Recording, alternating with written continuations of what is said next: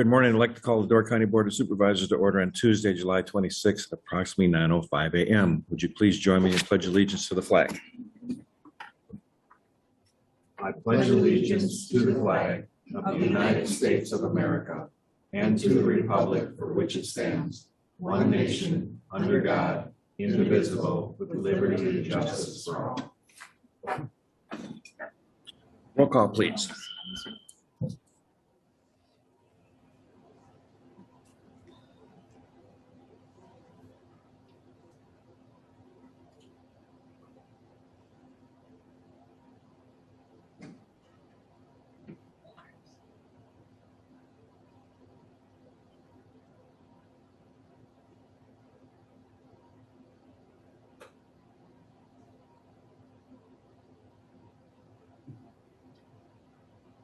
Jeff, could you check to see if you're in? Jeff, he's in. He's in. Okay. So we just got many.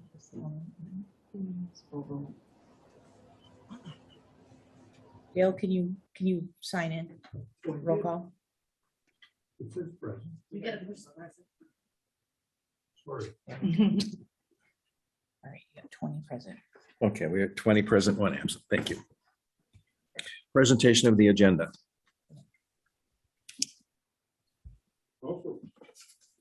Is there a second? Thank you. All in favor? Aye. Correspondence. There's one letter from Robert Seegers. Public comment. Sure, I'll start with those individuals online. If you would like to speak, there's two ways. If you're dialed in by phone, you get *9, or likewise, if you're on a computer, you can raise your hand. I will ask 2 times if there's anyone online or on phone who'd like to speak. For the second time, and for the final time, and who'd like to speak. Okay. I do know both the Maritime Museum and the cities here, but they would like to speak when we actually discuss the museum, so we'll defer for that. But there's no one else here. Or is there anyone else in the public here who would like to speak? Seeing none, it's back to you. Okay. No supervisor's response. Approval of the minutes of the June 28th, 2022 County Board meeting.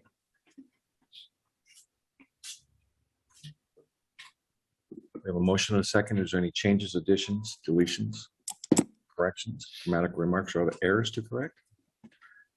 If not, by voice vote, all in favor? Aye. County Administrator monthly report. Sure, just given the items that we have on the agenda in our presentations, unless there's any specific questions, just the report's pretty standard in terms of where we are with our operational projects and also our capital projects. If not, we can continue. Any questions of Ken?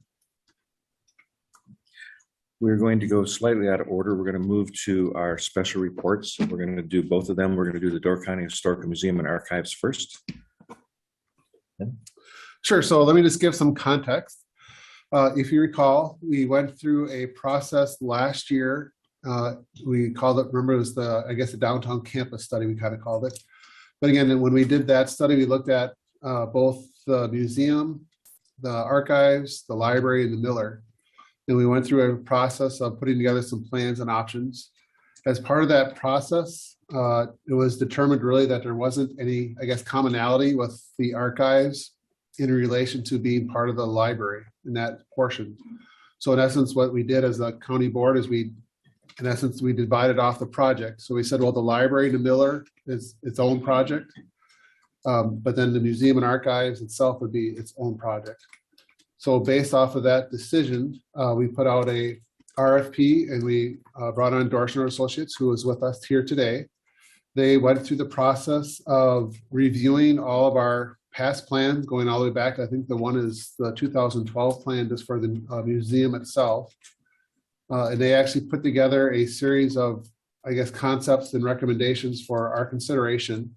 And that was presented at Highway and Facilities. And the committee requested that presentation be made here to the full county board. And we're looking for some feedback, which Wayne will tell us exactly what he's looking for at the end of the presentation.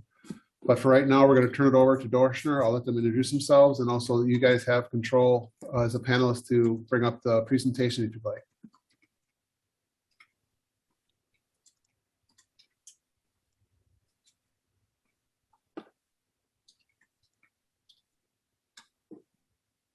Thank you, Ken. We're getting our screen shared for you.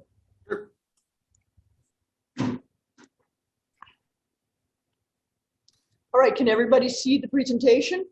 Yes, we can, and we can hear you well. All right, thank you very much. Well, thank you for inviting us here today. And we're going to talk a little bit today about our study that we had done. We called Invasive Design for the Historical Museum and Archives Facility. I'm Dawn O'Coley, an architect at Brochure Associates. And I'm Diane Dorschner. So what we had compiled is a document that we call the Invasive Design. And in the Invasive Design, we completed a program verification where we went with the staff and both the county staff and the staff of the Museum and Archives facility. And we talked about their space needs. We put together a space tabulation from that dialogue.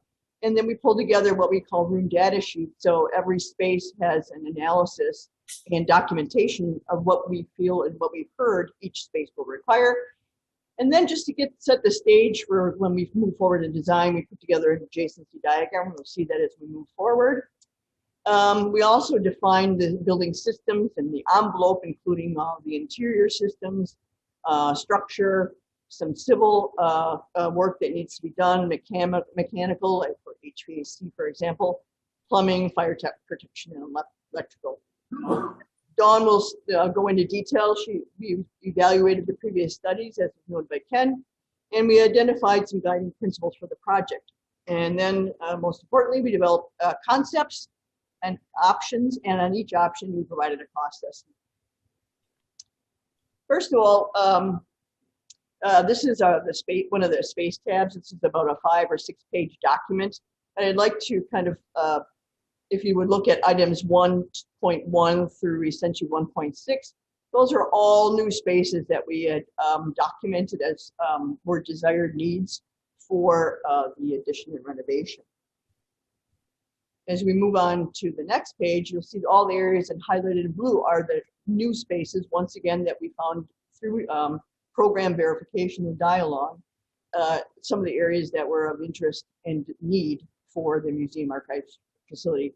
A welcome area, for example, we assigned a square footage you can see on the right, archives vestibule, archives research, program space, and an expansion of the gallery of 1,000 square feet you can see here, gallery prep, loading dock storage, a receiving area, collection workroom, storage for artifacts and storage for archives, and in a collection isolation infestation area.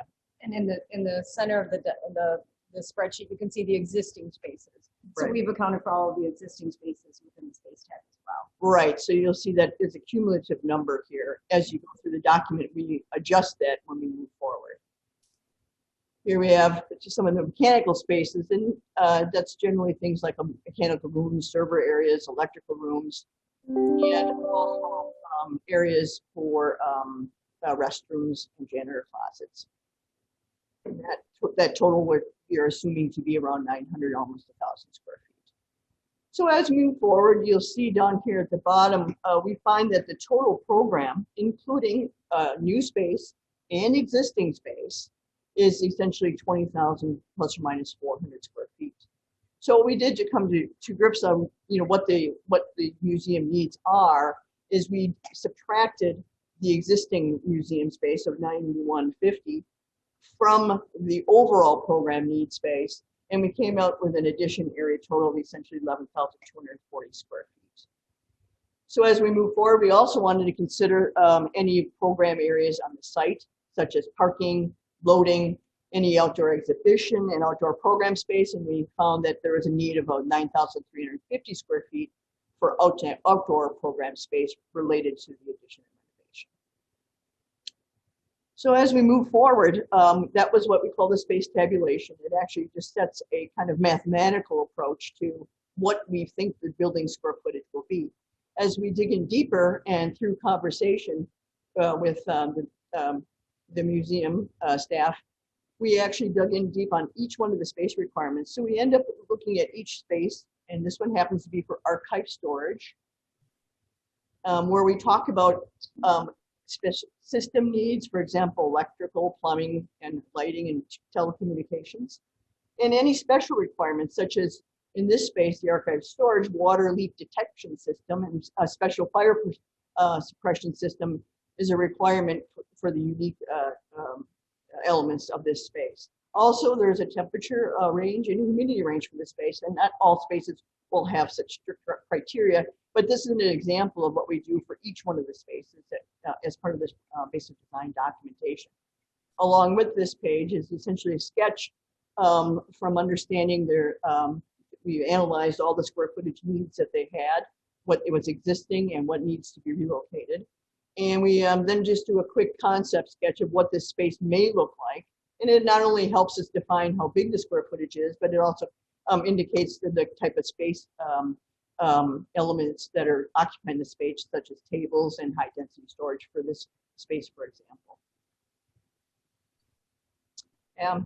Along with the space tabulation, we also try to understand all of the adjacency needs for the museum and the addition.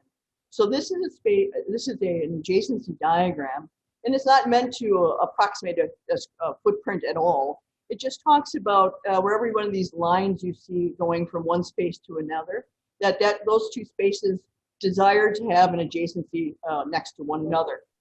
And if they're not adjacent to one another, such as the receiving, that receiving area really doesn't want to be by the offices. So it really just talks about how one space would like to be adjacent to the other. And you'll see here that we also, we have these office spaces that we kind of went into detail about how they can be actually shared amongst the staff, volunteers, and any temporary staff as well.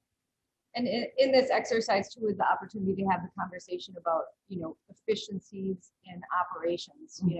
If the welcome and entrance area serves both guests that are visiting the museum, as well as guests that would visit archives, the county would have the ability to have staff support dual roles rather than kind of duplicating and having two separate facilities.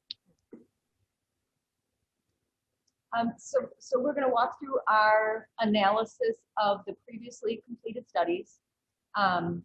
There are 4 recommendations in the most recently completed study that Ken mentioned that you all did for your campus downtown plan. So that most recent study, the 2021 County's Facilities Master Plan for the Downtown Sturgeon Bay, first recommendation was that the Yonkers building would be very expensive to convert to archives.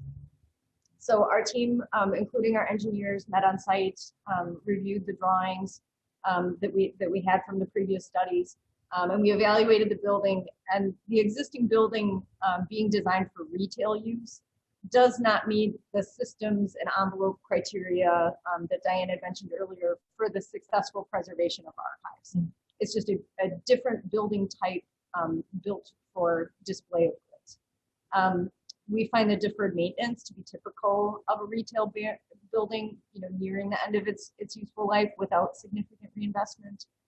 And we found that there's no historic designation for the Yonkers building. So we then stepped to the second recommendation of the master plan, that there was no immediate need for the Yonkers building. To further confirm this, we evaluated the partial Yonkers renovation to serve county general storage and the Youth Connection Center space needs that were defined in the 2020 study. So we evaluated this and we reviewed this as option 1. And again, this was for a use that was not supporting the museum or archives. The cost evaluation of that partial renovation, this would be for the back portion of Yonkers. It's kind of an L-shaped building. The front portion of Yonkers facing 4th and the corner at Louisiana would be deconstructed in this cost estimate. And we found that partial renovation would add just over $3 million to the project. Because of that added cost and it not serving the museum or the archive use, the Highway and Facilities Committee earlier this month found that this option was undesirable because of cost. So now we move to the last two recommendations in the most recent study, the 2021 Facilities Master Plan, that the Yonkers building is available for an alternate use or sale. And if it's sold, the parking lot should be subdivided and dedicated to the museum. So our team evaluated two further concepts 2 and 3, which we're going to share with you today. These are based on the needs that we defined in the pre-design phase to create a comprehensive museum and archive facility that works cohesively. We have provided a cost estimate for both of these concepts, and generally speaking, they are about the same. They're about the same. There are obviously many nuanced costs that would change them, but overall, 2 and 3 cost the same at this particular conceptual stage. The museum and archives facility addition is approximately $5 million, and which is about $463 a square foot. The Yonkers deconstruction is 0.58 million or 580,000. The existing deferred maintenance that we were carrying as part of the cost for this project as well was 600,000. So the total construction cost and work for the museum and archives facility addition is 6.26 million. Now, this pre-design concept cost estimate includes a 10% design contingency because at this time, we have not delved into designing the project at all. It's more of an analysis of space needs and an analysis of systems needs and any modifications. But once again, no design has been done at this time outside of some general conceptual massing. So we always had a 10% contingency at this level, which is, when we move forward, that design contingency when we do our future estimates will end up being 0 as we move into our final phase of design. Some nuances between option 2 and 3 are 0 lot line construction. With that type of construction, there may be additional costs because of fire-rated condition when it's a 0 lot line construction. And also the option for sharing costs for driveway and parking if there is a new person or a new occupant at the corner. So our team evaluated these two options to both accommodate the program needs defined in pre-design, and we established guiding principles through our discussion about how the project moves forward. So the first guiding principle is from the Secretary of the Interior Standards for the Treatment of Historic Properties. This is essentially the national standard that's held for projects that have historic designation. The key guiding principles are that new additions should be designed and constructed so that the character-defining features of the historic building, its site and setting are not negatively impacted. And that generally a new addition should be subordinate to the historic building.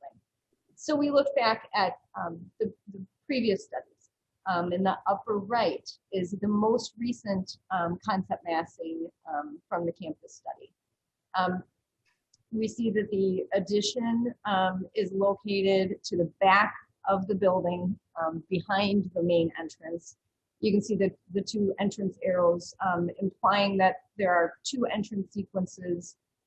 One is located more towards the residential end of the block and where the separate archive facility would be located. Again, this study left open the opportunities for the site, for the Yonkers site, and assuming the museum would take the parking lot. So we looked back, the 2011-2012 study, the first study for the museum and archives, you see 2 renderings from that concept. Very similar, to the thoughts that were, being returned to in the most recent study, the 2021 study.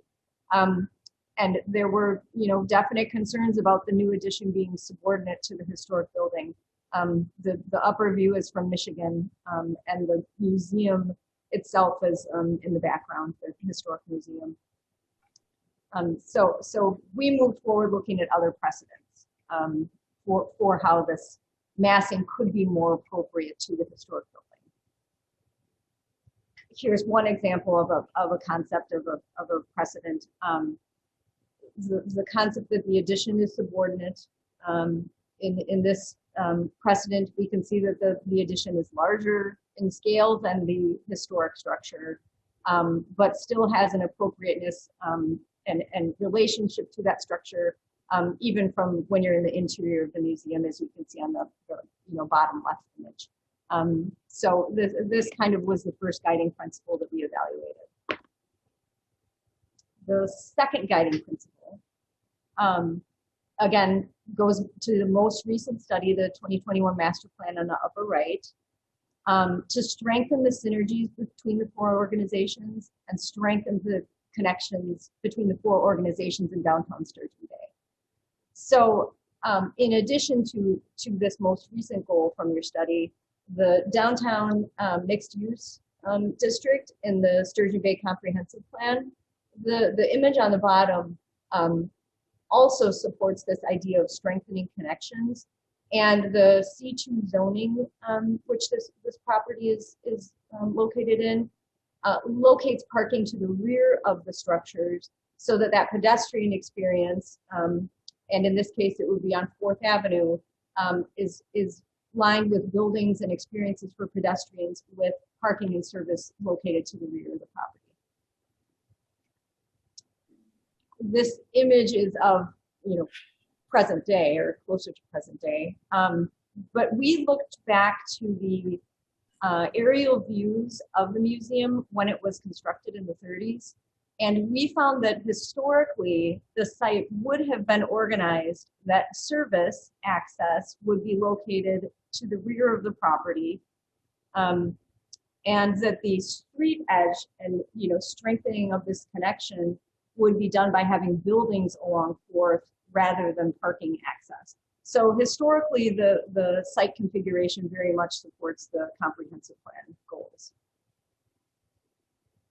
So we looked at two options. Righty.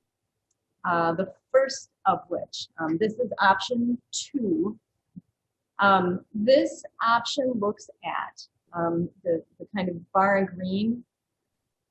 What if we did not locate any of our construction with this project on what we're calling the footprint of the former Yonkers building?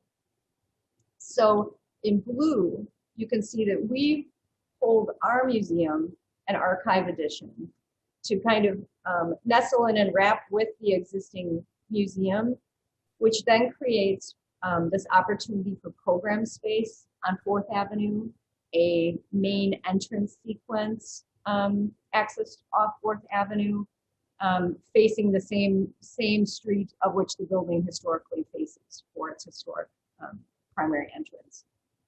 We've located the parking lot where the alley was historically located, where it was abandoned. This would be a parking lot with designated parking for the museum and archive facility. This again allows some program space. Yes, on the northwest side of the property, north side of the property, off Louisiana. So, which would be dedicated to the museum and archive facility use. So this is the concept number 2. The idea of if there are other uses to share on the site, we have done so in a party wall type configuration. We discussed what if this were a vertically stacked sharing of spaces, with private development above the museum and archive facility. There were 2 primary reasons that we felt that would not be the most appropriate treatment. First of which, again, returns to the scale and appropriateness of the addition to the historic museum. The second of which is that the museum and archive functions should not have plumbing or services that could leak located above them. So this would limit which uses could be actually located above the museum and archives. Here's a massing of the view from Michigan. You can see in green again the volume This is shown to be zoning code maximum height of what could potentially be developed on the Yonkers footprint.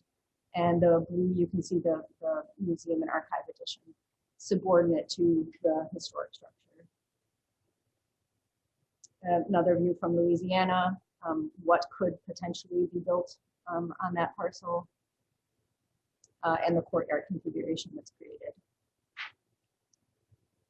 Last option, option 3. This option looks at including the entire stretch of 4th Avenue as frontage for the museum and archive facility addition. Increasingly creating that public experience of your civic campus entirely along 4th Avenue. So this creates opportunities for program space, for outdoor programs, wrapping the museum and facility around 4th to Louisiana, and again to the other location on Louisiana at the north end of the site. Again, locating circulation and service off of the main pedestrian experience, again with a parking lot with some designated parking for the museum and archives. A view, again, along 4th of the addition, again, being subordinate to the historic structure. And the view from the corner of Louisiana, creating a very different street experience as pedestrians would walk up Louisiana as well. And thank you. And we'll kick it back to you all. And we're here for all the questions you may have. We know we ran through a lot of information for you. Okay. Thank you. Before we take questions, we're just going to get a couple more comments yet. So maybe Wayne can give some context of what we'd like to do, but then I also like to get a comment from both the city and also the Maritime Museum wanted to make a comment as well. So why don't you go first, Wayne? Perfect. Well, hey, thank you for having me again.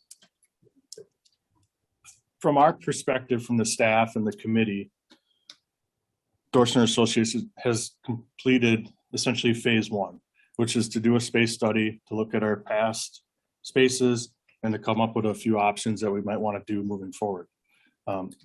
We can go back and redo things always, so just keep that in mind. If there's something we want to go back and retouch, we can do that. But from our perspective, they've completed what we've asked them to do to this point.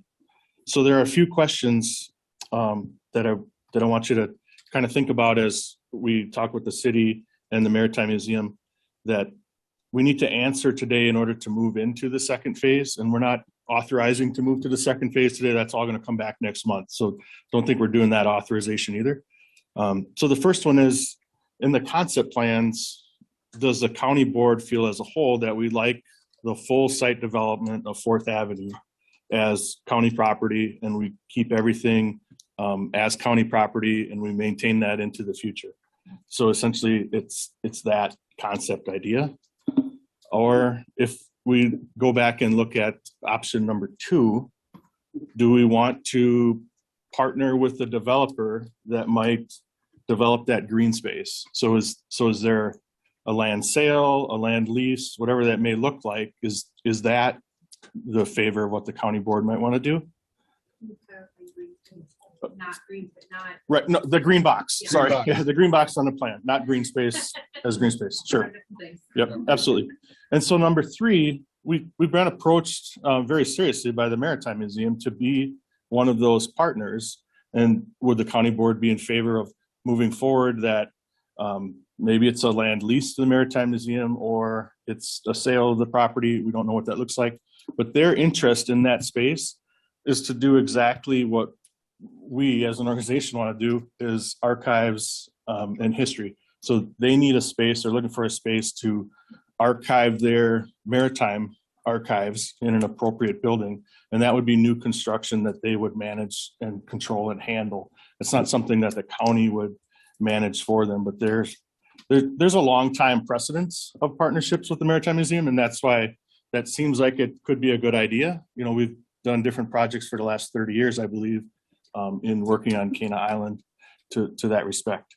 So those are 3 questions that that I need to have some definitive answers in order to move forward in next month's meetings back through committee and then ultimately back to county board to try and move into phase 2. And of course, if there's other direction that we need to approach or look at, that's why we're here to discuss that to some degree too, so we can bring that back through committee next month. Clear as mud. Josh or Marty, would you like to come up and make a statement?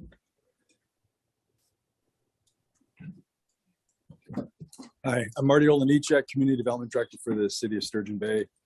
First off, I'd like to thank the county for allowing the city administrator, Mr. Van Lieshout, and myself to participate in the facilities plan that was developed last year. I think that was worthwhile having some interaction between the county government and the city government. I'm also very pleased to see the progress. I think it's a great project to have the archives relocated and expanded, as well as the museum be expanded. I think the city is excited about that. And then thirdly, and probably most importantly, I would like to support option 2, which is the design that's on the screen right now. It's in keeping with our recently adopted city comprehensive plan. It creates a full block of development. It activates the corner of Louisiana and 4th. It adds, potentially at least, adds property back to the tax roll that was removed when the county purchased the Yonkers building. And just in my opinion, it is a much better design compared to the option 3, which is going to create more of a suburban look to that whole block. So I do hope you find ways to work with your consultants and would push for option 2, regardless of whether the corner is a governmental use or Maritime Museum use or private use. I would strongly encourage we find a way to activate the corner. Even if it's something that the county has, something that maybe there's an entrance there with some other use of the county, or to chop out an area for a coffee shop, something that would activate that very important corner. Thanks.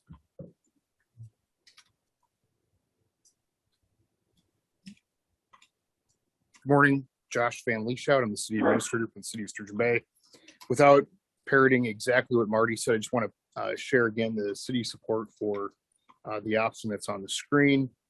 And underline the importance of the city and the county working together. I think we have a long history of collaborative efforts, and certainly I would expect the city to be a collaborative partner on this project as well, just as we have up to this date. So when it comes time to make some determinations on the use of the corner, if it's put out to a developer or the space is somehow activated on that corner, I think you can count on the city to be a partner with the county in figuring out the best solution for that. So thank you again, and I'm looking forward to seeing this project come to fruition.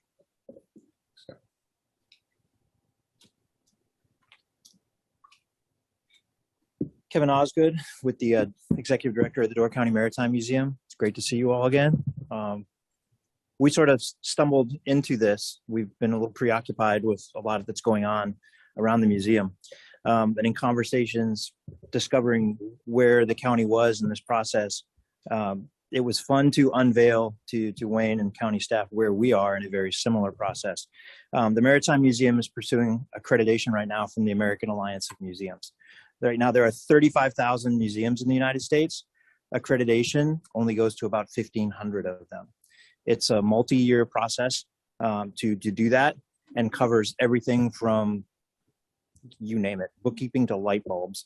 But as far as this project is concerned, it's artifact and archives and storage facilities. We currently own 2 facilities off Cumberland Avenue in the city of Sturgeon Bay. They do not meet AAM specifications. I wouldn't take anyone there to show them off for any reason, let alone a team from AAM, which is a peer evaluation that happens. Basically, metal buildings with heat aren't gonna make it for us. So we started already working with an architect to get an idea of what this was going to cost us to do. At a minimum of 10,000 square feet of space required. We're looking at classroom, curatorial offices, archival space for documents. You would be shocked at the number of ship plans that we have in our custody, thousands and thousands of photographs, and some artwork. All of that requires very specific storage. The fire prevention requirements and fire extinguishing requirements there, as mentioned by those doing the presentation, cannot have water involved. That would destroy the artifacts. So we're very interested in at least taking a hard look at, are there crossover areas where we can work together?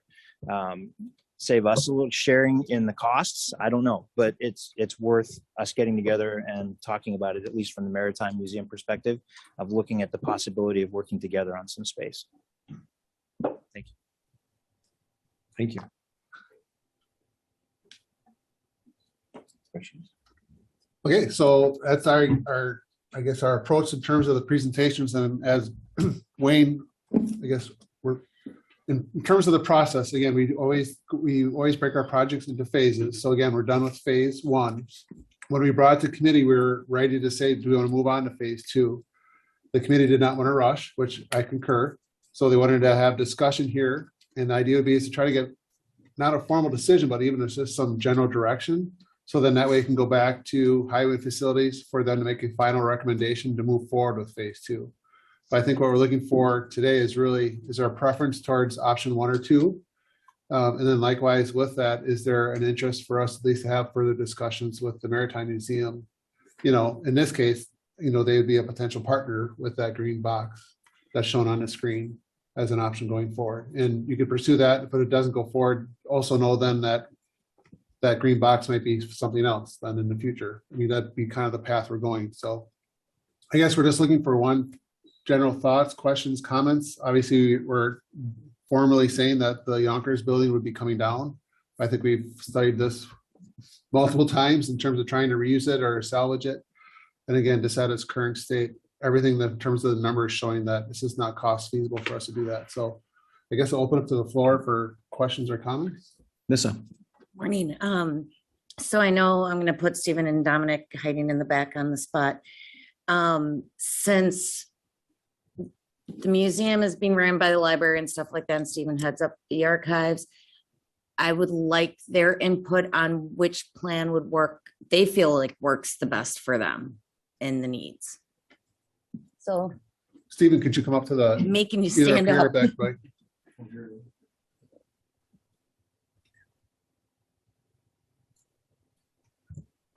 So I think that initially, as far as what our gut reactions were when we first saw these plans, I think that, you know, I think clearly lean toward option 3 just because it gives us the entire space, which gives us the maximum amount of real estate to work with for our institution. However, I think after watching this process unfold, I think I would say that I'm a little bit more agnostic on that. I mean, in terms of there are other opportunities potentially with partnerships and things of that nature that could make an argument for option 2 as well. Now, a lot of that would also depend on what the agreements were in place, who that entity in the green box was, how that space was co-managed, all those things. So those are all things that we would take very seriously as far as making sure that you know, our institution is still, you know, is functioning optimally and making best use of the space that we have. I would say that, you know, we could go with either one, but with a large asterisk with option 2, that it would a lot would depend on who that tenant was. That's just staff preference, not an executive decision. Todd? Yeah.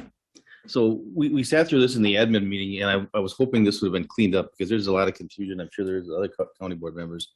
We've got options 1 through 4. We've got recommendations 2 and 3. I heard you talk about option 1, which I think is off the table. I think this presentation, the last 4 pages, could be cleaned up to straighten this out as to what the hell the price is for each option. So this is option 2 or 3? 2. Okay, so what's the cost of this option? Is it 3.02? Nope, both options are right here. The 6. Both options for total construction are right here. So either 2 or 3 is 6.26 million. Yes, they're Okay. the same size addition. The only, as we had said earlier, some of the nuances would be that zero lot line construction Yep. may change the cost by some nominal amount, but generally speaking, they're the same square footage, so essentially the same cost. Okay, so from a county board perspective, it looks as though we're left with considering option 2 or 3, and more importantly, either one will be a $6 million price tag roughly, right? Right. So I don't know if that clears things up anymore for anyone else, but as you look at options and recommendations 1 through 4, it gets really murky for me. So, okay, again, back to the page, or the option 2 or 3. So the question I have is that, in any case, if the Maritime Museum would use that end, the Yonkers building is completely out of the picture, right? It's not, so it gets knocked down and that's completely gone. And I guess I just question from the city plan perspective, and I guess I don't really care one way or another, but is that an interactive archival building that the public goes into? If it's not, is that really a good use for that corner storage building in downtown Sturgeon Bay? I mean, I don't know. I bring that up. I don't know. You know, we're trying to make Fourth Avenue robust and interactive. I don't know. Executive Director Kevin, I heard you talk about drawings and some offices and things. So is there going to be a front door that people can walk in and research, or what is that? Todd, real early to answer that question. However, I would say what we would look to include in a space, and what we've been talking with our architectural team, is classroom space. We want events to happen in this space as well. We have 3 times as many artifacts as you see in the museum are in storage, and they don't get to be seen as often as what's on display. So we would like to have those type of events. We have more than a half dozen boats, from a 30-foot sloop to small motorboats, that are in storage. And they're beautiful. Some of them, classic wooden boats that we break out once a year, if that. Having a place where they might be safely displayed for the public walking by. There are opportunities we could look at and study and come up with ideas on. But yes, we're looking for it to be a place where part of our education program at the museum with that classroom, students who are doing research, writers who are doing research could come and come in there. Classes, museum grad students from Milwaukee could come up and do hands-on research and have the artifacts and the documents and the photos and everything. So yes, there would be an interactive type front, probably not as busy as one of the other stores, a retail space on the street, but it wouldn't be a blank storage building. Yeah. Again, that answers my question. Just I think the question was kind of more toward the city, obviously, what you were going to do with it, but then if that was going to be a really strong use for that in terms of the public, because that's what we're trying to draw down on that corner. So I think that's all I have. Dan? Yeah, as many of you know, I've been involved with both these museums for quite a few years. And I don't know if Kevin was there when we approached the Maritime Museum a number of years ago. Microphone. Time flies about, Stay forward. is it on? You just keep Yeah, talking. but you gotta stay forward and talk in the microphone. Okay, Thank you. I don't know if Kevin was there when we approached him. I can't remember the time frame. To combine the archives of the museums, you got one at the library, you got one at the museum, and you got one at the Maritime Museum. And I think this is a fantastic idea to bring them both together on that piece of property and get rid of the Yonkers building. I've been convinced now that the Yonkers building is useless, except for the ground it's on.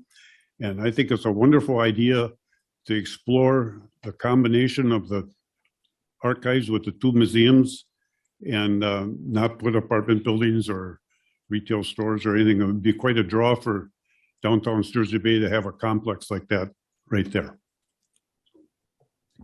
Claire? Thank you, Mr. Chair. The space that's designated program space, would that be outside? Would it be left outside for green space? Are the folks still on for the planning?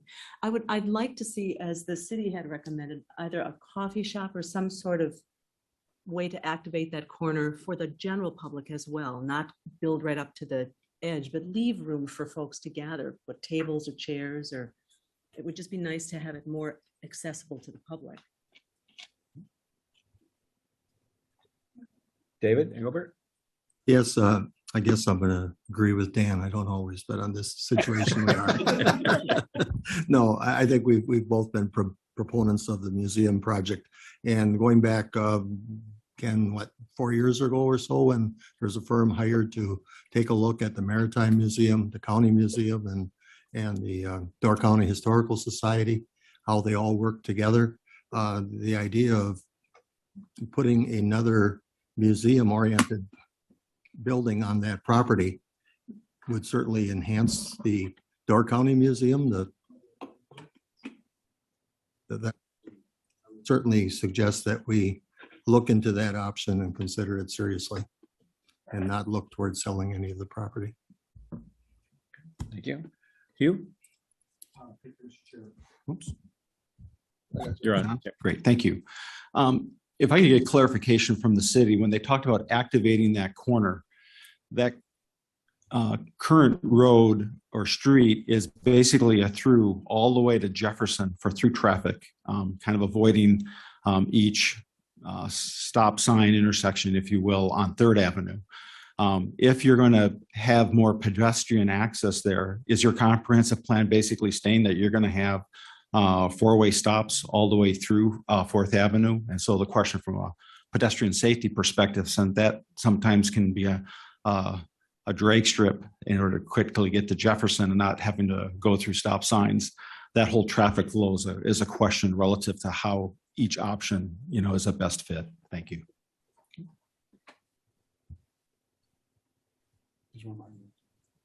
Sure.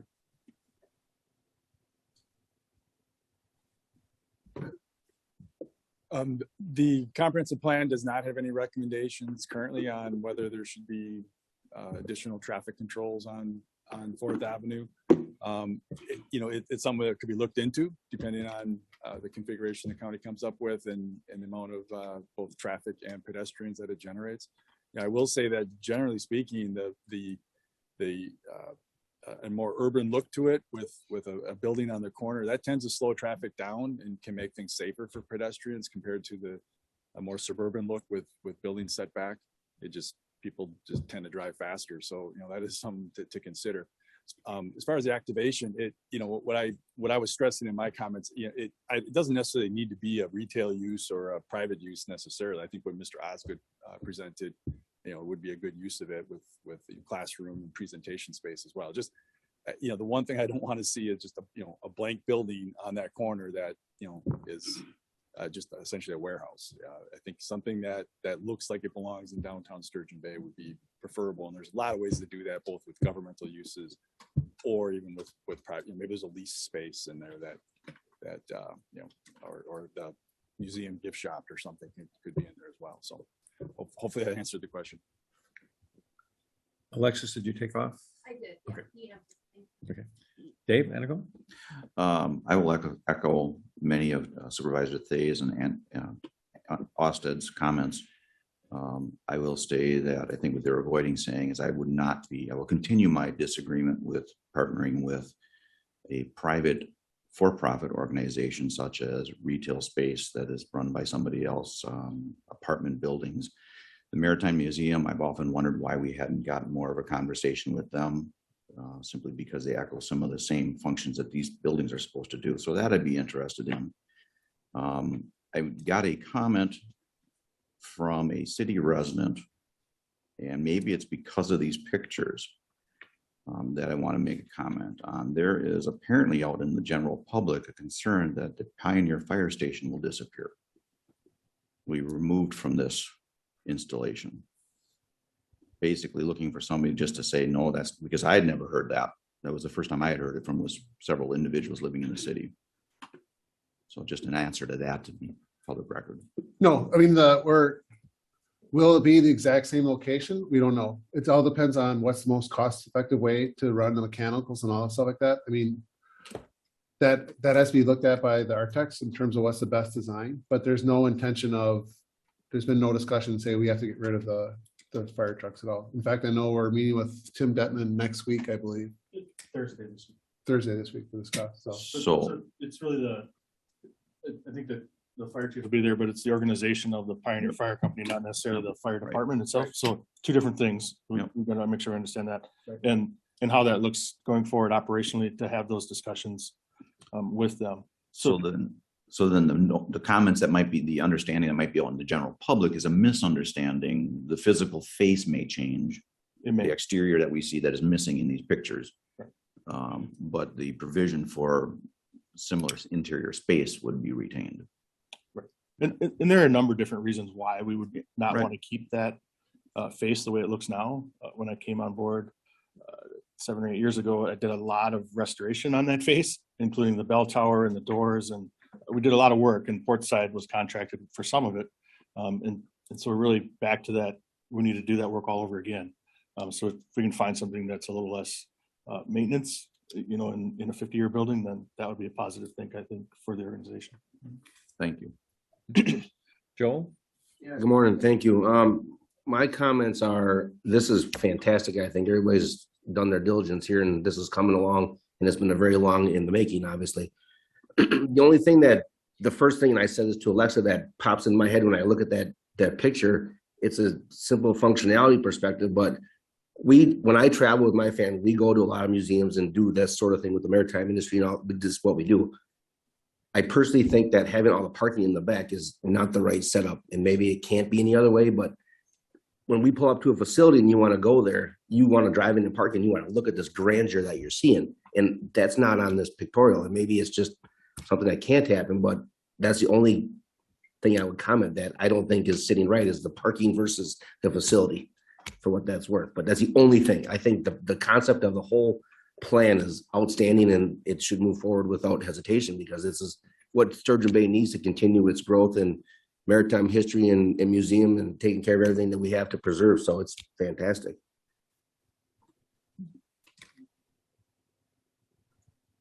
Did someone from Dorchester want to respond in terms of the concept with the parking in the back and how you would make that? I mean, I know I could just quickly answer saying that you could make the back also an attractive keyway of the entry, but I know, Dorchester, did you have a comment this in terms of that? Entry sequence? Yeah, that's a great comment, and no interior space has been designed yet. You know, we have the adjacency diagram. That's really just talking about potential for relationships. But we heard you loud and clear, you know, for how this building is approached from all four sides, really. And we will definitely really focus on the entry experience. So, and I don't know if you've looked at it, Dawn. So if we go back to parking just a little bit, you got to remember we have all of Louisiana and both sides of 4th Avenue. So I don't know, is that 25 or is that 30? I don't know how many parallel park in there, but if those lines were there, it would probably help you visually to understand that there's parking there. That's also public parking, might not be on an owned lot, but that is all parking still, except for the entrance to the post office, obviously. But both sides of 4th would offer parking, and as well as Louisiana, I think both sides of that road has parking on the street. So we're talking probably 30 cars, you know, that's just a guess. And maybe you guys have looked at that. Again, we haven't, the parking layout, we have not gone into, you know, starting to design, you know, the other pieces, you know, stormwater management, the ideas of outdoor exhibit spaces, or as someone mentioned, you know, places just for folks to sit down and take a break and a rest. Again, all great program needs that aren't in the design yet, that would move forward on the next phase. I'm writing it all down just so they get it. So. Dan? Okay, Joel is absolutely correct, but I don't think we should get down into the minor details of all this right now. We should concentrate on the concept right now that seems to be coming together. The A, get rid of the Yonkers building, and B, partner up with the Maritime Museum and put an archives museum on that piece of property. How you do the parking and that's down the road. Joel is absolutely right. Terrible parking the way they got it right now. Todd? Yeah, just one last question. So I'm in agreement with many of these comments here, and the Maritime Museum on that corner, if it's going to be used interactive and studying and stuff like that, is a good idea. But what you're going to ask for of the county board today is what direction you'd like this to go, right?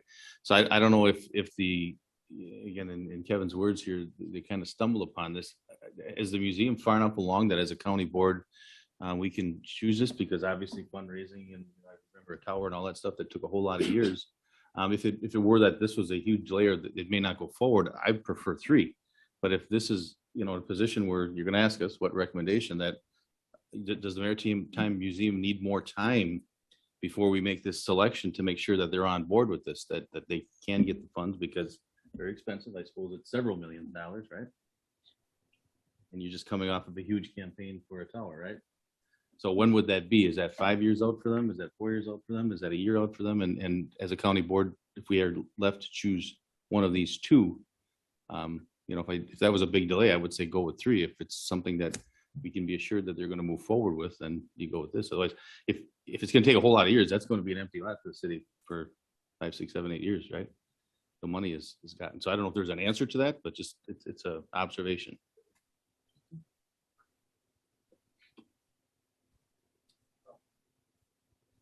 We've had, the reason we decided to move forward and have some preliminary conversations with architects was we needed a number. Our number is not as large as the number that's been shared with you guys today. It's roughly half of that. But I also know from our recent project with the tower that that number will get bigger. That number does not include the very specific fire protection systems and HVAC systems. And that's where the bigger expense is going to come in. But we did, as the Mr. Ostad and the others who've been former board members worked at the museum before, we don't talk about anything unless I already float the idea past our board of directors. And we had some preliminary behind the scenes conversations, and we do have an idea of a couple of people and foundations that would be very willing on this one. Personal conversations have been had with personal folks that can just cover some of that expense. But there is going to be an effort to raise money for this, and it is going to take some time. How much time, I do not know. As much time as what it took to build the lighthouse tower, no. We've learned a lot in that $9.2 million project. So that's why our work at the grassroots level has already started on this one. But to project the time, I wouldn't want to do that. I'd for sure wish I didn't if I do.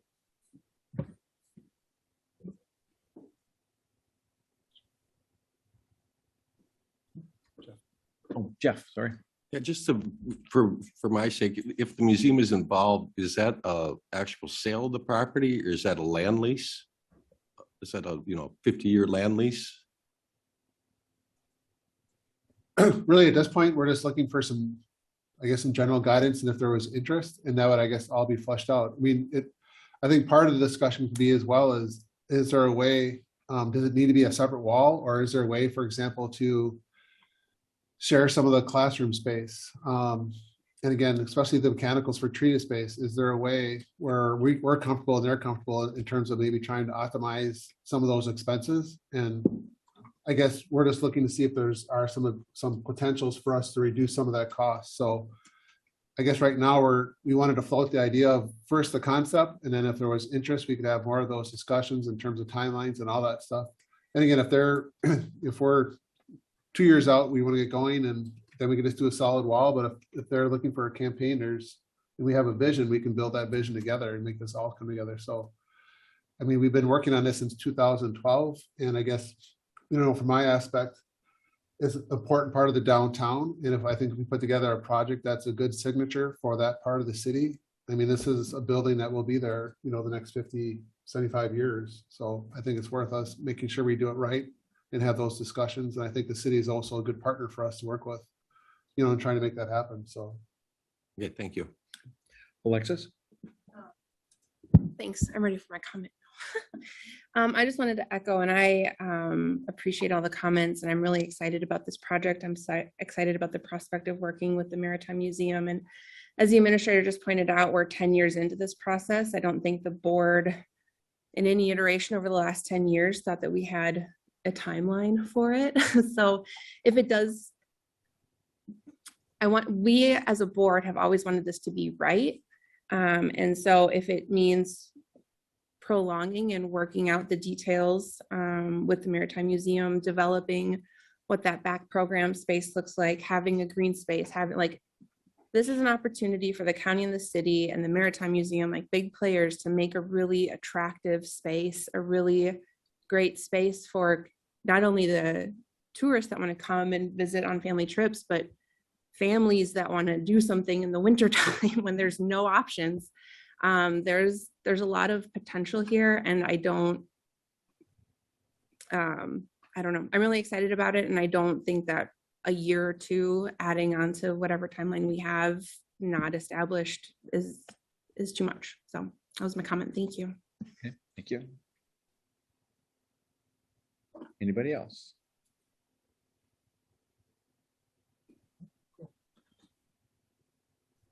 So thank you for your feedback. Just in terms of process, what we will do is obviously we'll have initial discussions with Kevin and get some more details, but we will bring this back to Highway Facilities for discussion. And again, just in terms of process, they would go through and they will make a recommendation in terms of, are we ready to go on to phase two? But ultimately, before we go on to phase two, that comes back to the county board as a resolution. So we appreciate you taking the time. It was a great discussion. This is exactly, I think, what we needed to do. And we'll take that information and we'll have further discussion at the committee level, and hopefully we'll bring something back. So thank you. Okay. Thank you, Lane. Thank you, everyone. Thanks, Josh. Thanks, Marty. Thank you, Darshner, for doing that. And if you could end the presentation sharing, I'd appreciate it. Alrighty, thank you. Okay, next we would have the Forestville Millbond Pond update. I suspect there might be a fair amount of discussion or questions about that. Would you like to take a break before we move to that report? Yes. Okay, let's take a 10-minute break. Thanks.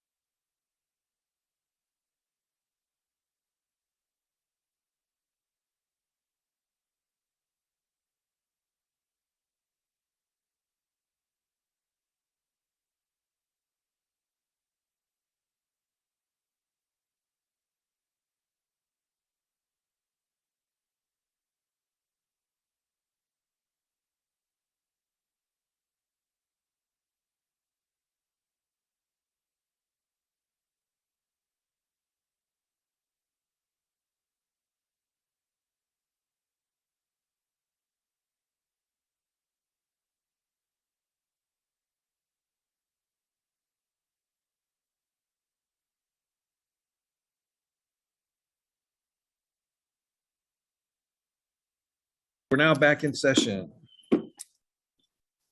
Forestville Mill Pond update. I'll wait for everybody to get seated. Oh, good morning. This will be a two-phased approach. I'm going to go first. Greg is going to go second. You should have the talking points memo that Lori Holtz handed out this morning. What I want to stress is with this memo and my presentation is that this is sort of the big picture 30,000-foot view. It's not intended to get down to any of the granular detail, just kind of show where we were, where we are, and at least from a legal perspective, what we're going to be doing going forward. Greg's presentation is going to be probably far more interesting and lengthy. But let's start with the Friends of the Forestville Dam lawsuit that was initiated in January of 2021. That lawsuit ultimately proved to be unsuccessful. It was dismissed pursuant to a motion for summary judgment at the end of 2021. The order dismissing the case was issued in January of 2022, and a appeal period for anybody to appeal the judge's determination has now expired. So that case is fully and finally resolved. But we have had some developments since then, most significantly on May 12th. The Friends Group, the Village of Forestville, and the Southern Door Fire Department, along with some other folks, filed what I consider to be an overly formal request with the DNR to have the DNR look at the Forestville Mill Pond Dam and set a minimum water level, which has never been done in the entire existence of the dam. The minimum water level they're requesting is the historic minimum water level. And the potential impact to the county, among other things, well, I should take a step back. What we've been doing since the request was made was working cooperatively with the DNR and helping the DNR gather facts that are relevant to making their determination. We've been told that this process can take anywhere from 18 months to 2 years, so it's a lengthy process. And that cooperation continues in terms of fact gathering. As a matter of fact, DNR staff is going to be on site today with Wayne and members of his department to do a site inspection of the dam. And it's really their first time that the DNR staff has looked at the dam. They've probably not really had reason to do so since the permit was issued in the early 80s. The possible outcomes of this process are basically three things. One, the DNR makes a determination that a minimum water level is necessary. And what that will mean is if we ever want to go below that minimum water level, for instance, for Drawdown, we're going to have to request permission from the DNR. And one of the things we're going to want to explore is what that permission looks like. Second alternative is the DNR determines that there's no need to set a minimum water level. And then the third thing, which perhaps is inevitable, is no matter what determination the DNR makes, the aggrieved party can file for an appeal, a contested hearing on this, and we'll be back into the litigation phase. We hope that doesn't happen, but we don't know. There are other possible alternatives for the county that we're looking at also, which we'll update you a little bit more on as they become relevant. The first is to pursue amendment of the existing dam permit to address future drawdowns. And that's would be something that has not been done previously by the DNR. In fact, with a dam of our type, we're not aware of the DNR ever setting a minimum water level, but there's always a first for something. Two is we could pursue transfer of ownership and operation of the dam to an interested eligible party, which basically there would be two, the Village of Forestville or the Friends Group if it created a lake district. So those are alternatives we're kind of looking at and hope to fully flesh out and bring forward with further information to the county board.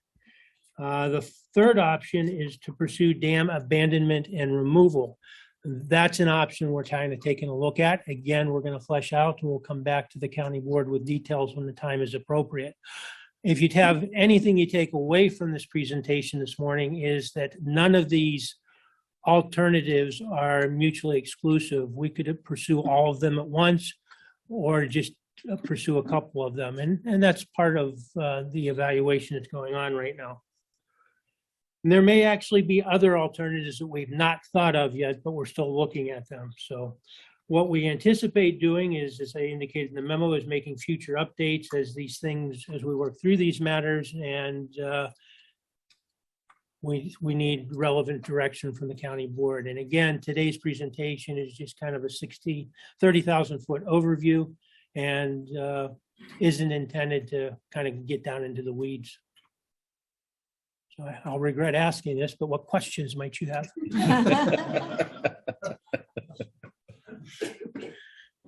Well, I'll take that as, oops, I was close. David? Go ahead. In the commercial world, where for fire protection purposes, they'll have a variation of a retention pond. And the intent is, in fact, there's a few of them around here in the county here. The intent would be to provide a source of water for fire protection, for firefighting. In some of those circumstances, they're actually required to maintain a water level, namely pumping water into it. So it might be in a low spot as it is, and the natural aquifer keeps it at a certain level. And if necessary, they pump into it. So that opens up my question of, if the DNR were to require us to maintain a minimum water level, what does that mean to maintaining that level if it drops below? We get it like this right now is a fairly dry weather up until a few days ago. That has to have been the question as you asked the DNR so far. Well, and again, we're going down this page. On its path, it seems like a relatively simple thing, maintain a minimum water level. Okay, we can do that. But we got to remember, this is and I'll screw this up, an auger weir dam. You know, it doesn't have boards. We can't make minute adjustments. So that's kind of the first issue, is how do we maintain a minimum water level? Second issue, we're also required by statute to maintain a minimum water flow of 25% of the average. Don't quote me on that. I think that's what it is. So we have to wrestle with that. And there are other issues. We're exploring all those to see, and I think that's what the DNR is looking at with this too. Is it practical and feasible to set a minimum water level? I don't know. It might be, but. The answer to my question. Yeah. Anybody else for Grant? No? Thanks. I'm sorry. Grant. Now you know I have Alexis? a question. You mentioned that the DNR hasn't looked at the dam since the 80s when it was installed. Can you help me understand what the upgrades and inspection? So there was an inspection and upgrades that were done during the drawdown. Who required those changes? Yeah, and I was probably a bit too broad in that statement. They haven't looked at the dam for purposes of determining whether or not there should be a minimum water level since the dam permit was initially issued in 1982 or whenever it was. That was the last time that particular issue had been brought up. I should not have left people with the impression the DNR hasn't looked at the dam. Thank you. Thank you. My other comment would be that while there are tens of thousands of dams in the state, there's a handful that have any sort of water level action requirements, usually and only driven by public interest and request. So this process that the public is going through happens a handful of times, but it is the public's opportunity to set those action levels. Mm-hmm. Yeah, and again, something I probably should have mentioned off the bat, the threshold question that I think we internally asked was, this dam has been operated by the county in the manner it's been operated roughly for 40 or 50 years. Why do we need to change it now? And maybe it does, I don't know, but those are kind of the things we're looking at. Because I won't move for a while. One more. Todd? Procedural, but recently in the last year or two, I seem to recall that that water line or that fire department suction line was installed, right? Yeah, they have, they call it a dry well. Dry hydrant. And had there not been one before? There was? I don't know the answer to that. Okay, so I'm just curious if it was. No suction goes into the water. So there was a suction, there wasn't a dry hydrant like there is now? Okay, so the addition of that in the last 2 years has enhanced that. Taking advantage of the drawdown. Yep, that's what I thought. Thank you. Anybody else for Grant? Yeah, one more. Bud? Just a question, has the Corps been involved in this whole thing at all? The Corps is aware of it, the EPA is aware of it, and they have been doing sort of their own investigation in response to some inquiries that were made by, I'm not sure who, but that is in process. Certainly, the Corps might be involved depending on what option is chosen. But at this time, it's just the DNR, the county, and the folks that made the request. Okay, thanks. I was going to add one thing. I think our biggest thing that we're trying to get our point would be is to try to get to I guess we're trying to make sure we don't paint ourselves into a corner. And I guess that's what we're trying to preserve is the ability to either give us the ability to be able to manage the dam and the pond in itself, or if not, I mean, we don't be in constant litigation and endless debates. It doesn't do any of us any good that way. So again, that's one of the options too of why we're thinking about, if we would pursue removal of the dam, obviously if they're truly interested in the environment, there's case studies all over the place. That's the true best way for the environment is let it go back to its natural state. But again, by us saying that we were interested in potentially abandoning the dam, that also gives an opportunity that triggers to say, okay, Forestville, if you truly want to take on the management, here you go, take it. Or the friends, if you truly want to take it, then do it. But to keep on having us constantly go back and forth and say, well, you guys maintain it, but no, you can't maintain it because we want to be able to sue every time. It's not a win-win for anyone in the county. So I think that's what we're trying to do is work with the DNR to try to figure out a way through this process of getting to a spot where we're not constantly in battles of what to do with that. So I think that's what both Grant and Sean are working on our behalf on, and that's why we wanted to provide an update. Okay. Jeff? Anybody else? Thanks, Grant. Thank you.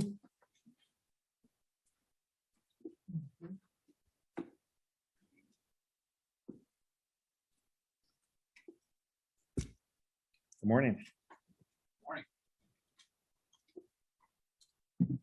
And good morning, everyone.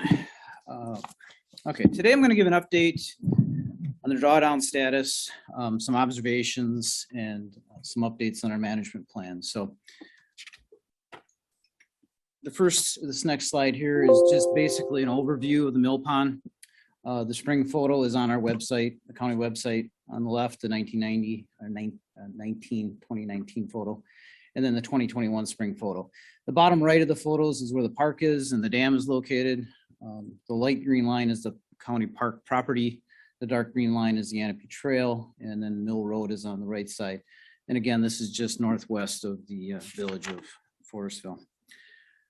For those of you that were not a part of this process back in 2017, 2018, we completed our assessment plan of the mill pond after doing several water quality analyses. The final report was presented on June of 2018. We then went into 3 stakeholder meetings where we vetted the options for managing the mill pond, some potential options to address the water quality issues. We did have a dam inspection on October 22nd of 2018, just to see where the dam was at and what kind of lifespan we might have with that system. We then went into some public meetings, some joint meetings, and in January of 2019, the county board approved the drawdown process. At the end of 2019, in the fall, we were waiting for the DNR to conduct their total maximum daily load of phosphorus in the Anapee River watershed. So that's why we didn't begin the drawdown until November 1st. We wanted to make sure that their analysis was not being impacted by the drawdown. So it continued through 2020, and on September 1st of 2021, we began to tighten up the sluice valve to end the drawdown, and water overtopped the weirs on October 7th of 2021. And then for 2022 through 2025, that is when we're going to start evaluating the success of this project, whether it was successful or not, or to what level. And next slide. So backing up again, a little bit of history here. The DNR, our department, Soil and Water, and the Facility and Parks Department, we met down in Green Bay and said, okay, what kind of tasks or activities do we have to do? So Those activities are listed in the squares, but if you look at the columns, the first column there in that light green was basically the prep and drawdown of the dam, of the water. So that's where we try to go down 3 inches per day by opening that sluice valve gradually. Once we got down to a channel, that's when we left the sluice valve entirely open. So then that's the second column. The sluice valve is entirely open, and we have the drawdown being conducted for approximately 2 years. And then the third column in that lighter purple is when we start filling it back up again and what kind of activities are associated with that. And then again, the last column is our post activities. So the next slide is going to show basically the areas I'm going to talk about today. And yes, there's 2 yellow boxes there in the facility and parks activities section that I basically took an active role in for a couple of reasons, but the main reason was there were some staffing issues. And basically I just assumed the role after talking to the department heads that I was going to document the monthly photos. That actually turned out to be 3 times a week on average. And one of the main goals of those photographs was to document the extent of pooling behind the dam during each rain event. So we wanted to see how long that water pooled back there.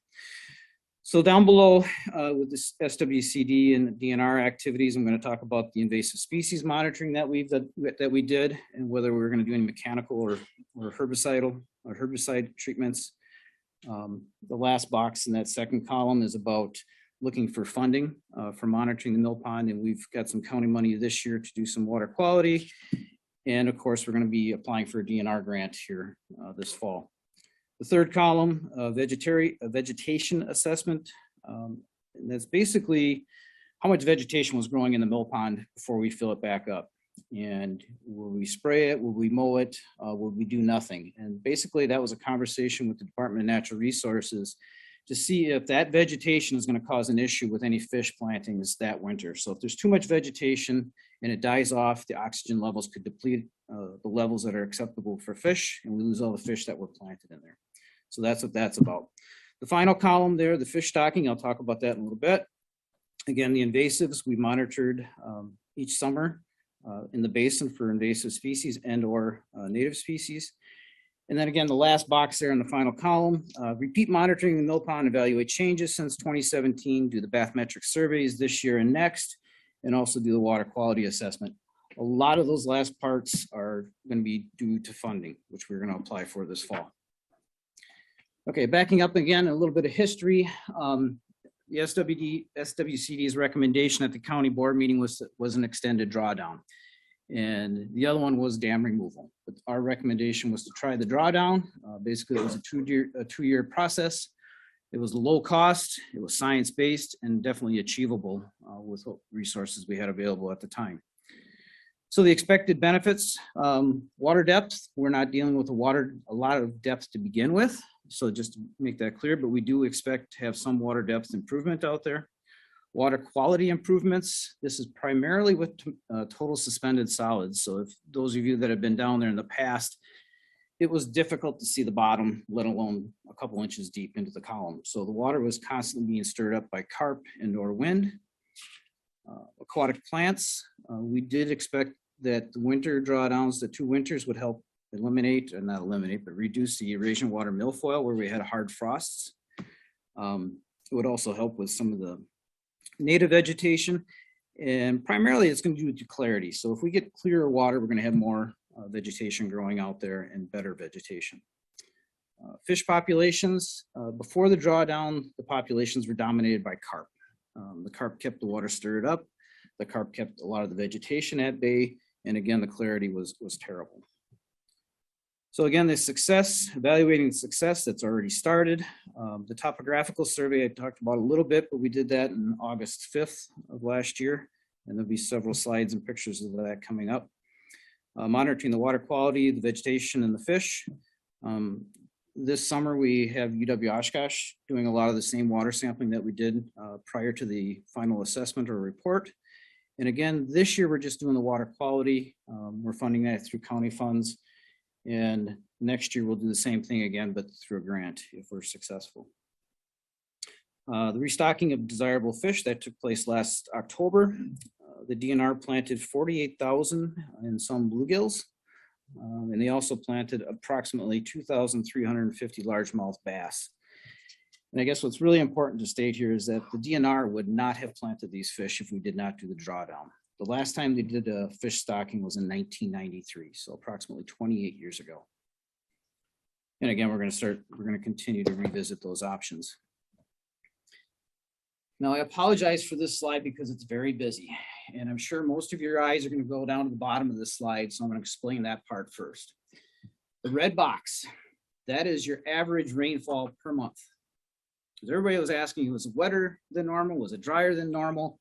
And what kind of science are you using to illustrate this? So those red boxes, that is the 30-year average normal rainfall for the months during that 2-year time period.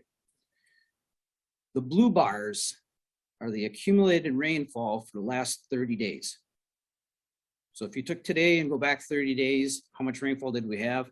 You go to tomorrow, we would eliminate the 31st day from before that. So anytime you see the blue bars above the red boxes, that's above normal precipitation events. The green bars are the days that I personally observed a dry lake bed out there for the majority of the pond, minus the stream bed and maybe a couple puddles like you see there. So if I could see the majority of the pond being dried down and having exposed lake bed, that's those green bars. So in between the green bars are these little white areas, which are again your storm events where the water ponded up. Where Ken has his arrow right now are the winter months. We didn't do a lot of observations during that time period because of snow cover. We didn't have a storm event, so we didn't include those. So up above, what this is called is it's a WETS table analysis, and basically this is a way of determining that normal monthly precipitation. We use the Forestville station as far as for precipitation, and if we had a gap in data, we use the experimental station in Sturgeon Bay. So right below that little brown box in the top left, how many days was it drier than normal? Approximately 189 days. How many days was it wetter than normal? Approximately 246 days. Normal was 235. So, and then the last part of this slide in the bottom right is going to say next slide. And I'm going to illustrate what I mean by showing the dry bed, the rainfall events, and the ponding. So on June 25th, that upper picture there is one of the pictures I took out in front of the pond. In fact, the sluice valve is just below there, the grate. And at this point in time, we have an exposed lake bed primarily. We have a very distinct stream channel coming down to the dam. And the little white box to the right shows the precipitations events. So on the 25th, we had 0.8 of an inch of rain in Forestville. And then on the 27th, we had 1.5 inches. So the bottom left photo of 6/28, that shows that inundation of water again. And then on July 6th, the bottom photo, we're right back down to that same similarity of exposed lake bed that you see in the top left. And I think, just go back one sec, thank you. The far right of that white box area, that's that 30-day accumulation again. So that's the blue bars we mentioned on the previous. So again, it's typically 7 to 10 days, depending on precipitation events. The inundation would go back down to a stream channel. Okay, some more history. The bathymetric survey that we did in 2017, again, we do plan on repeating that this year and next year. I think we'll do this regardless of funding that's available. I think last time we just used my boat and the sonar and some survey equipment. But the key points here is that 92% of this water body was less than 3 feet. The maximum depth at the time was 6.1 feet, and that would be down by the dam, and then a couple spots upriver where the channel was actually kind of scouring a narrow area within the mill pond. So we'll repeat that, and we'll be able to compare this soon. All right, so in 2020, some of the observations that I made, and if I guess for a point of reference, there's 2 pine trees out in the skyline there that you want to keep an eye on, so you get the same perspective. There was some driftwood there that's kind of in the middle of the frame. That piece right there that Ken's on is a big root mass that eventually floated and plugged up the sluice valve at one point in time. But there's a longer piece of wood out there that you can see. So basically, look at the shoreline on the far side, and you can see a lot of rocks there.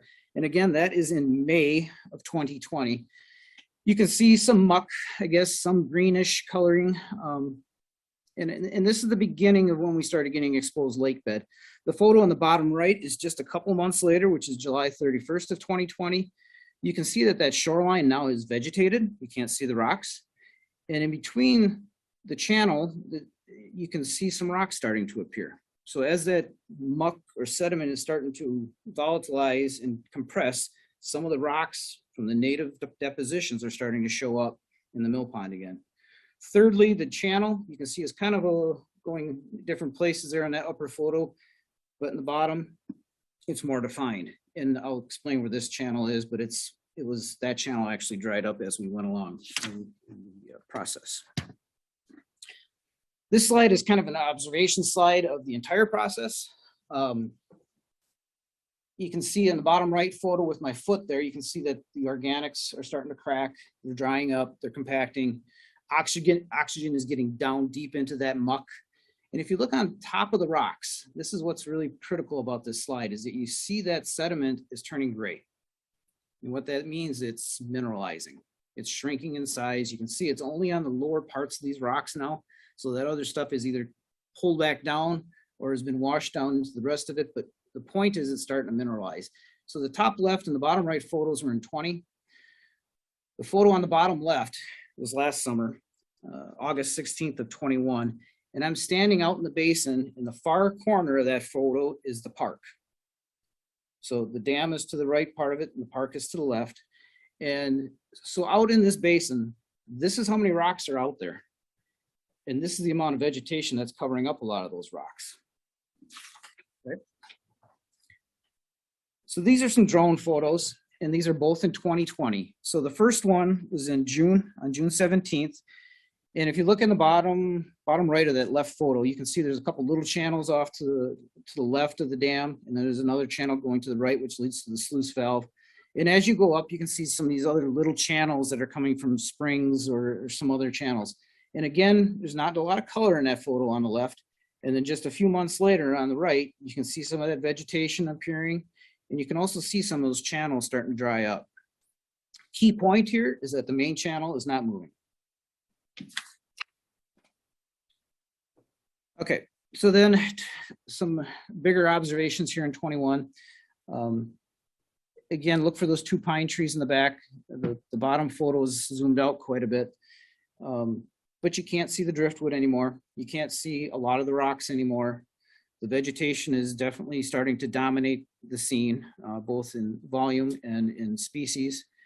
And again, we'll get into some more details on this one in the next slide.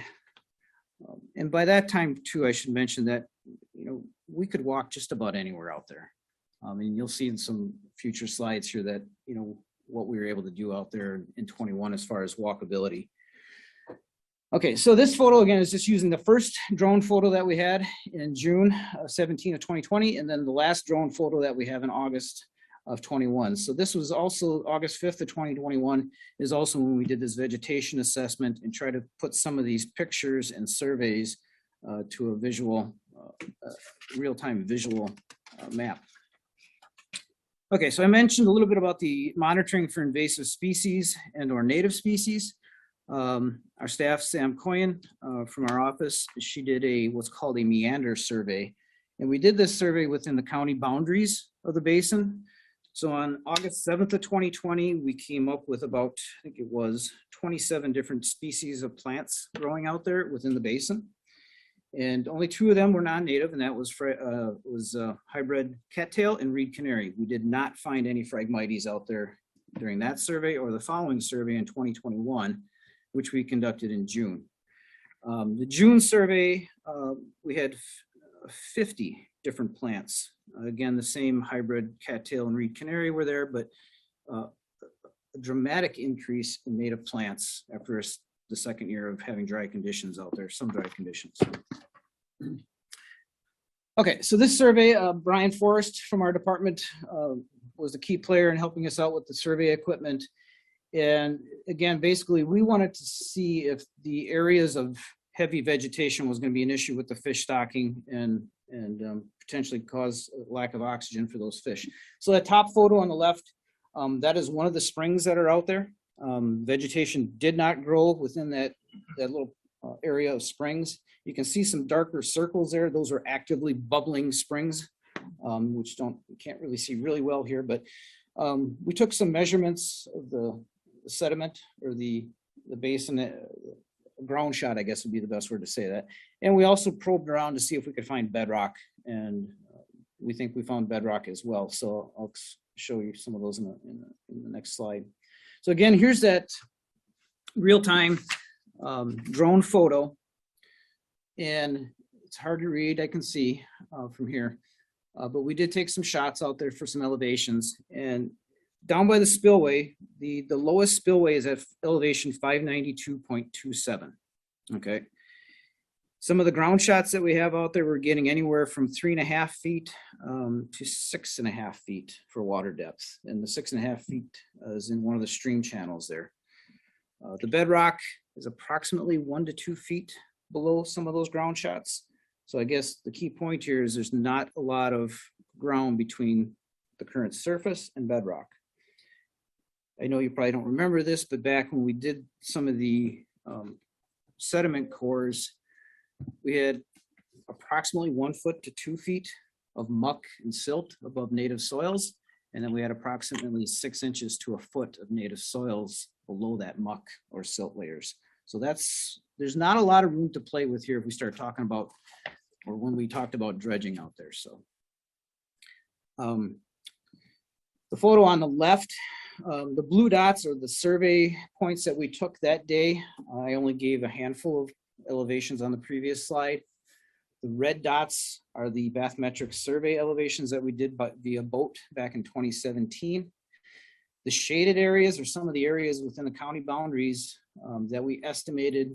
I think the one on the left, the large one, is about 6 acres. And that was a taller cattail type of vegetation. So if you look at the photo on the bottom right with Brian, that photo number 3, it illustrates on the photo on the top left which direction I'm taking the photo. So I'm basically taking the photo towards the west. So that vegetation is taller than 6 feet tall, and it was about 6 acres. The vegetation north of the boat launch was a little bit lower, a little bit different consistency of different species. And again, we shared this information with the DNR saying, hey, is this an issue? Should we cut it down? Should we burn it? Should we treat it? Should we just let it be? And basically it was a non-issue in their mind, their eyes. So, okay, a little more history here. Again, the full year drawdown at the county board and other committee meetings, we had a bunch of questions that we asked our resource professionals, DNR, Fish and Wildlife.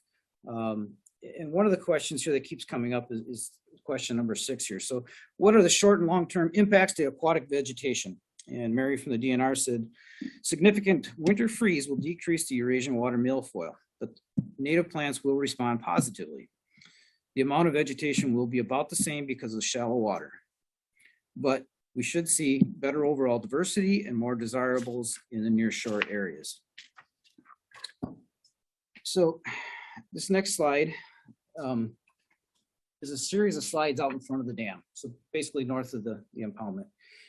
The top left is a photo from April 15th of 2019, where we received a complaint about some gross looking algae in front of the dam. I should point out that the study that we had in 2017 and 18, the phosphorus levels in the mill pond were approximately 6 times higher than the level that causes an algae bloom. So, and that was in July. As we went through the summer, it was 4 times, I think in August, and maybe 2 times the level in September. So the point is the system still has a lot of phosphorus in it. It always will as long as it's impounded, and we will always have vegetation and algae blooms. That's the bottom line. The top right photo is from this spring, April 8th. Looks pretty good. Not a lot of vegetation growing at this time, but we don't have an algae bloom. The bottom right photo is May 6th of this year. Again, not a lot of vegetation growing and not an algae bloom yet. However, the picture on the left was taken last week on July 20th. We have some algae blooms still occurring. If you look back off in the distance on the left, you can see some of those cattails that are still growing in that water. And we did have a rather robust population of curly leaf pondweed, which now is starting to senesce and die back. I guess the biology of that plant is typically it starts growing in October and it'll peak sometime in June and then start dying back. So the point here is that the vegetation that you're seeing out there is going to go up and down constantly because the nutrient levels are out there. We have a shallow system, and we also have a system now that's lacking carp, and we have water clarity that is pretty decent out there right now. So you can actually go down the dam and see the fish swimming between the weirs that were planted last fall. Okay, so another hot topic, and again, some history. One of the questions that we had our resource professionals answer. This is question number 10 in regards to an extended drawdown. How will the sediment flushing downstream be reduced? And Carrie Webb from the DNR had stated that the drawdown will be gradual until the pond is reduced to a stream channel. And this goes all the way back to that plan that we had with the 4 columns. So once it's at a stream channel, the sluice valve will remain fully open to accommodate storm events. And that's again why we took the photographs of the ponding during storm events. Some sediment transport is inevitable, but will be reduced when vegetation is reestablished. So on the next slide, and these are all from 2021. And for those of you that know the lake levels that occurred in Lake Michigan in 2020, we had a level of 582.3 on Lake Michigan. The stream banks at this site above County J, which is below the dam, is anywhere between 581 and 582. So we had Lake Michigan levels of 582.3. So in 20, my point is the water level was higher than the shoreline, it was higher than these sediment bars that you see there. So the top left photo is in March of 21. Top right is April 23. In June of 24 on the bottom left, you can see the vegetation is starting to establish. And then in July, that vegetation is pretty robust without any aid of seeding or anything like that. So the native vegetation was there and is already starting to seed those channels. And you can see that channel is actually starting to meander now, which for those of you who heard some of the DNR responses on that is that some sediment transport is good for that meandering purposes. And then this slide is my last slide. The top left is on the west end of the dam looking north. And then these following photos on the top right is August 3rd of 20. The bottom right is 7/27 of 21. And then the bottom left is again last week, 7/20, July 20th. So there is plenty of vegetation out there in some spots of the mill pond. So with that, I'll entertain any questions. Thank you, Greg. Yeah. Questions? Elizabeth? I'm just observing, sorry. There you go. I went out and checked out the weeds and yeah, they are weedy, but I looked and just in other small lakes and areas this season, I've seen more weeds. Could this be a seasonal phenomenon that's happening everywhere that we're seeing at Forestville? Because again, I've seen that in other locations. Yeah, and I'm actually going to give you some information from a fish biologist that we're working with on the NER, National Estuarine Reserve Research Facility. So a couple of weeks back, you might have seen a story with some catfish and sheephead and carp dying in the Bay of Green Bay. He had a couple points with that, and that is before, I think it was June 21st, we had 7 days that were over 90 degrees in Green Bay, which was equal to the amount that we usually get on average per year. So because the catfish were spawning at that time period, the water's warmed up, the catfish did not want to leave their spawning beds, the oxygen was depleted, and they died. So we're seeing warmer weather. We're seeing a lot of weed growth. Of course, here in the city, you drive over the bridge, you can see a lot of weed growth. Some small lakes in Kewaunee County that I visited in the last couple of weeks are having algae blooms. We have algae blooms out in the bay on a regular basis, but you basically need that phosphorus level above 0.2 milligrams per liter, and you need a temperature, and nitrogen is your third thing. But basically, when you have those things in combination, you're going to have algae blooms.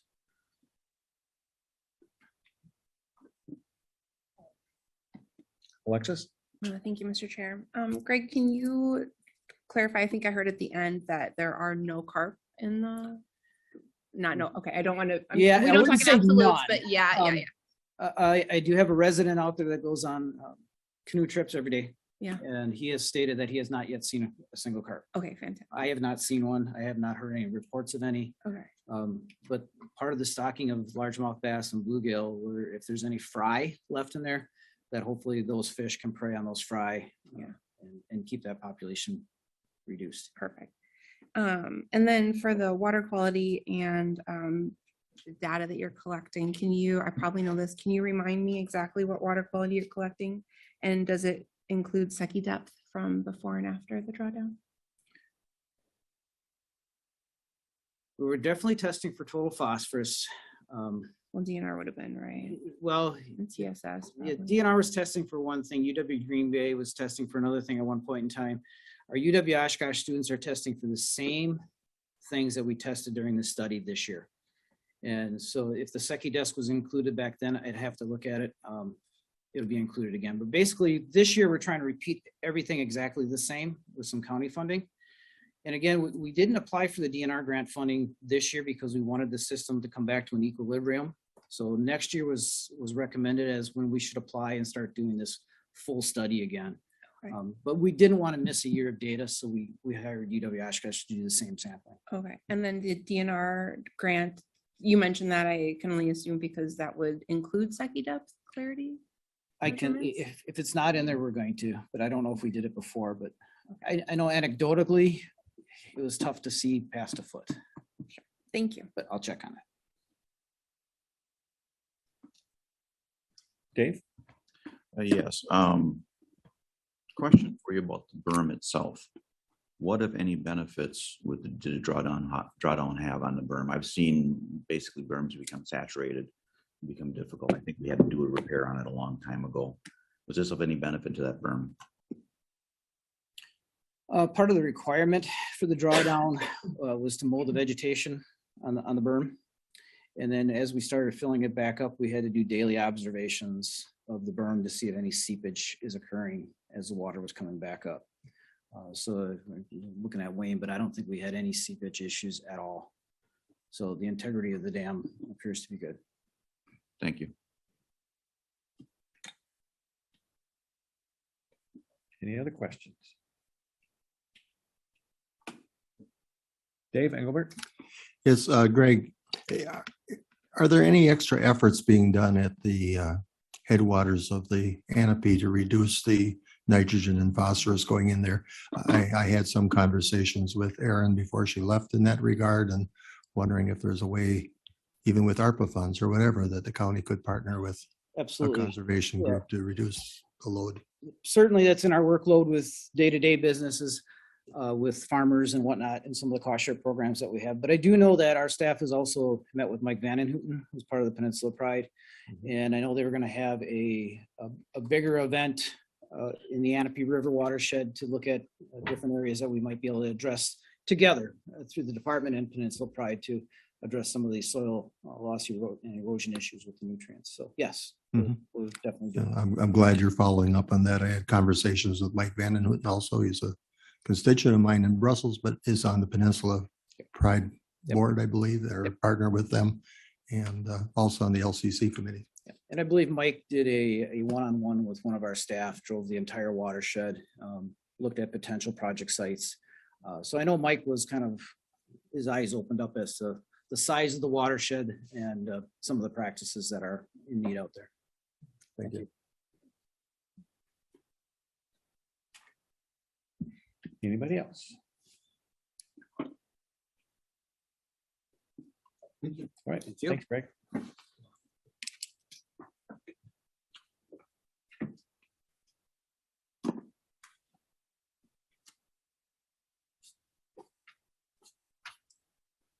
Moving to resolutions. Resolution 2022-69, landfill compliance, Highway and Airport Department. Dave Engelbert? A little problem. My tablet decided to update it this time, but and I can't get it to turn back on or anything. So I will make a motion though to approve the resolution 2022-69 with the landfill compliance. There were a number of issues that for whatever reason hadn't been done in the last couple of years or longer, and those came to the department's attention. And so money to complete those listed items was transferred. Okay. Any other explanation or questions?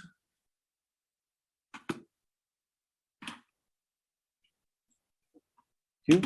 Yes. Just one comment in the realm of getting involved with all sorts of communications and broadband activity. 3G cell services being eliminated by Verizon, I believe, at the end of this year. And so there's a cell phone monitoring capability. We might want to make sure we can get that robustly done, since 4G is kind of be the standard.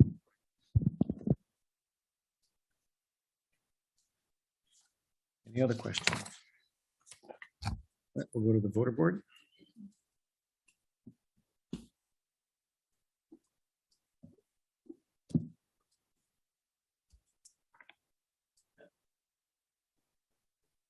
That's passed on a vote, 2/3 vote, 20 yes, 1 absent. Thank you.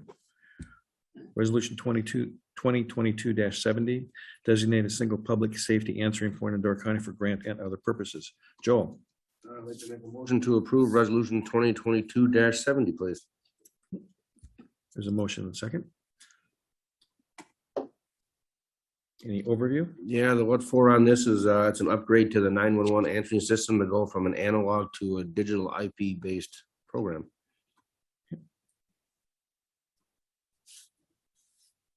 Any questions? We will go to the voter board.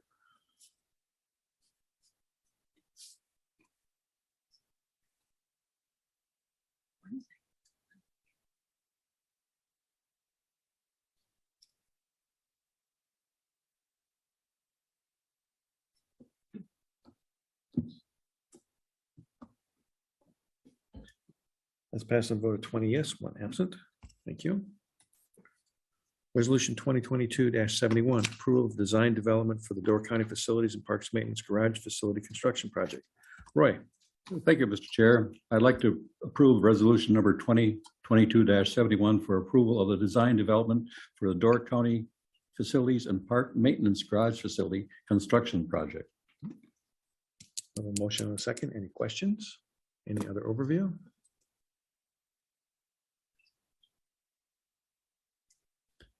We will go to the voter board.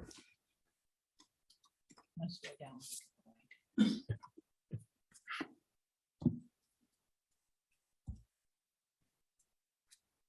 That's passed on a vote of 20 yes, 1 absent. Resolution 2022-72, approval of the Wisconsin Coastal Management Grant for outreach resources made available in Hmong and Spanish. Mr. Fisher. Thank you, Mr. Chairman. I'll make a motion to adopt resolution number 2022-72, approval of Wisconsin DOA WCMP grant for outreach resources made available in Hmong and Spanish. We discussed this and passed this at the LCC meeting.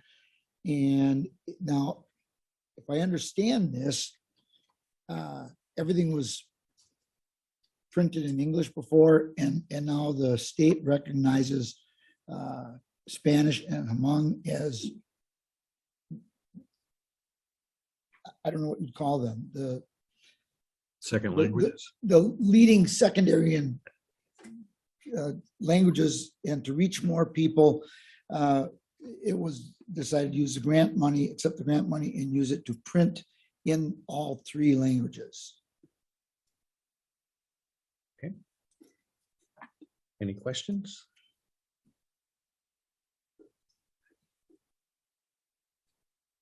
Rodney? Yeah, I had a question. So if you, it looks like it's the 24,900 plus a match. And then from what I can tell, it's to translate 9 brochures or pamphlets. I mean, do we know anything about which pamphlets or how many pages? It seems like a lot of money to translate.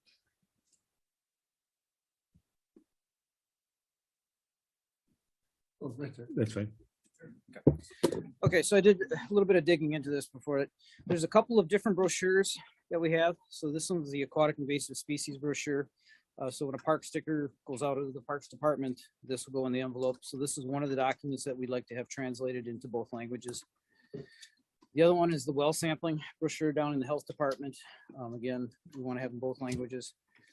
The Door County Parks brochure. And then the Protect the Water That You Drink brochure, we'd like to have in all 3 languages. We have not selected a contractor for this yet or an interpreter for this, but this is the first step. Matching monies from our invasive species program, our donation portions of it. So hopefully that answers your question. So then I understand it. This is the maximum amount of money. It could be much less because they're not very large, items to translate. Correct. That's what we have in our budget. Alexis? Thank you. If you are, I obviously don't know, but I just wanted, what I was initially thinking was actually like the beach, because it was a water quality grant. So I was thinking like the beach warnings. I know some of the lakes have tested positive for E. coli and that kind of thing. So actually that's where I was going. And I was just surprised to hear other things. So I appreciate this effort. Thank you.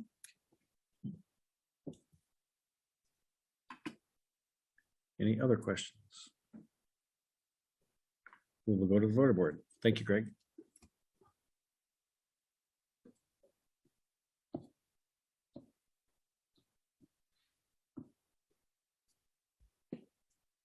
That's passed on a vote of 20 yes, 1 absent.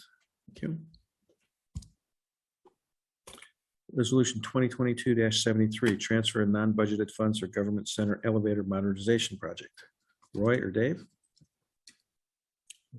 Yes, thank you, Mr. Chair. I'd like to move to approve resolution number 2022-73 for the transfer of non-budgeted funds for Government Center Elevator Modernization Project. That's our elevator right outside the door right here.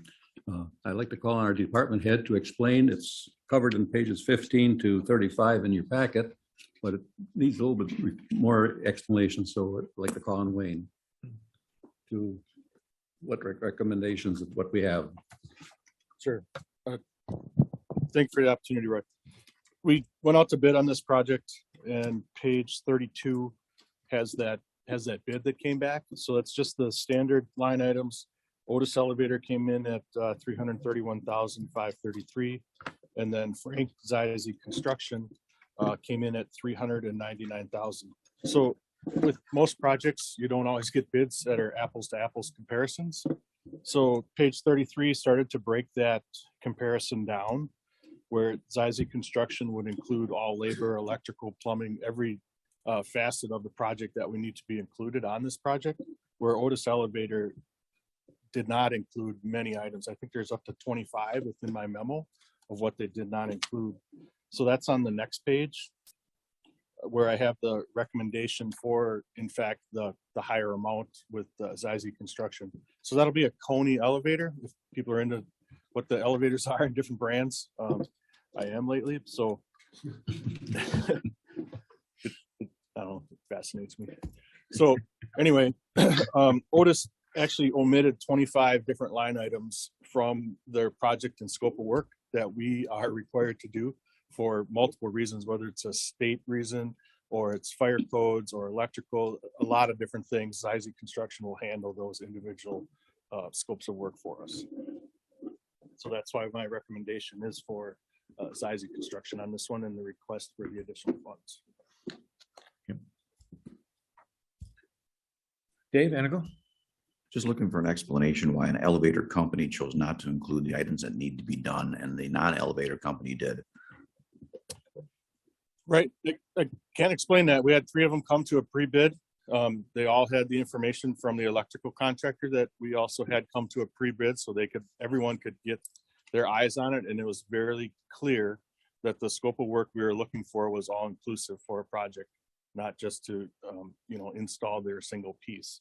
So why they didn't team with the general contractor or the other folks that were there at the pre-site review, I can't answer that question.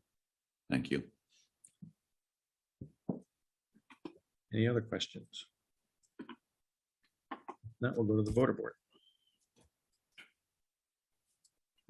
This does require 2/3 vote.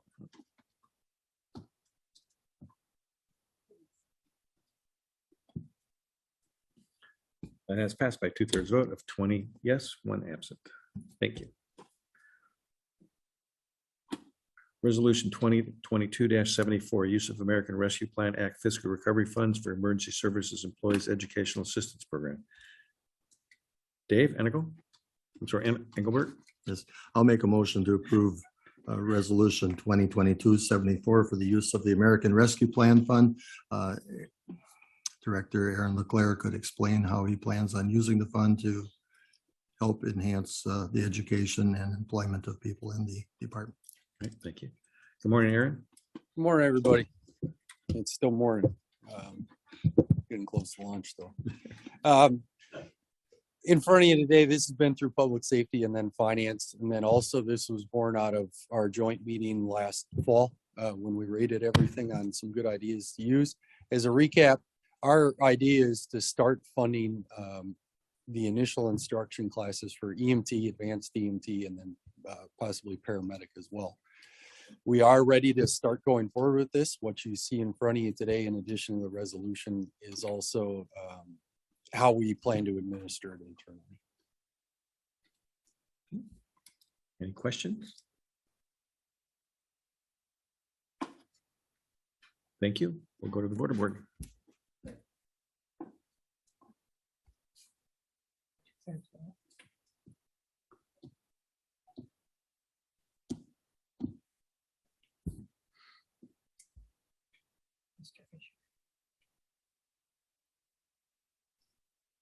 Has passed by 2/3 vote, 20 yes, 1 absent. Resolution 2022-75, amendment to the Door County Administrative Manual, Section 2.15, Expense Reimbursement Handbook. David Engelbert.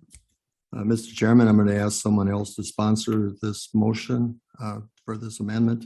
I don't plan to vote for it, so I don't believe I'm supposed to make a motion that I do not vote in Okay. favor of. Would somebody else care to make the motion? Approve the resolution. Is there a second? Thank you. Explanation? Okay, let me take a shot at this. So again, we had talked about this last month when we had the policy that it was recommended that we amend our expense reimbursement. I think where some of the confusion has come up is in regards to the policy. Well, let me take a step back. So first thing, what's where it's written right now is we're going to what's just the general GSA standards for reimbursement. So that one's pretty much straightforward. We haven't updated our meal reimbursement policy for many years. And we thought if we just referred it to the GSA standards, then it automatically updates similar to the mileage. So when the government publishes the mileage rate, our mileage rates adjust. Same thing with this. When the meal rates adjust through the GSA, this will adjust as well. The other main part is we're also trying to, I guess, standardize in terms of how the GSA also implements. So you'll see stuff as far as like a 75% claim rate on the day of travel or return, that type of thing. Again, those are based off the GSA standards for implementation. I think where some of the discussion came up is that for right now, we were recommending that it's be truly simplified. So the idea would be is that if you're going to an event, and I gave some examples there. Let's just take example 2 of the site. If you have a 3-day conference in Madison, we have no receipts are required. You travel, let's say, just talking it through on day 1, you can claim up to 75% of the daily rate. The day of a conference, you can see there's 2 days, they can claim 100% of the daily rate. And on day 4, the return day, the employee can claim 75% of the rate. And again, it would depend on how late the conference went.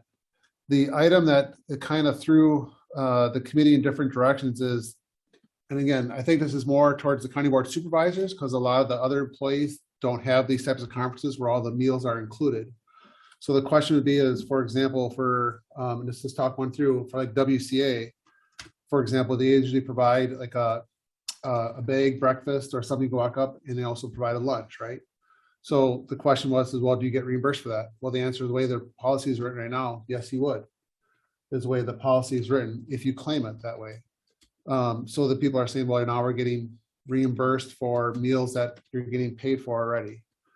So the alternative would be is that you say, well, we're going to exclude those meals that are provided by a conference. But what that triggers then on the other side is that now we have to document everything, and finance has to collect that, and they have to verify all of those expenses. So we kind of took out the simplicity of it. And I guess what I kind of presented, I can go either way, so we can adopt it either way you'd like. But again, when we're doing this, I guess my perception is that we're not trying to unnecessarily spend money. But on the other hand, too, we're trying to keep the process simple. But again, and even in most of my cases, where people aren't doing this and actually banking money. If they have a lunch provided, but they still go out to dinner, let's say for WCA, the $17 is gone in a second for a meal. So you're usually spending much more than it anyways for a meal. So I think the overall thought process of what we discussed both at admin and then at finance is that while yes, there are going to be some conferences where a meal is provided and you can perceive that the individual is getting extra benefit in terms of being that paid back. I guess our analysis based off the amount of documentation and what has to be done in terms of documentation is let's just keep it simple. It's not a huge, we're not expending monies that are wasteful in a sense. And that's why we presented it and it got adopted. I know there are some that were dissenting in some of those votes for that reason, because you are getting reimbursed for some of those meals. But again, it passed through both committees having those discussions, but that's where the area of disconcern is.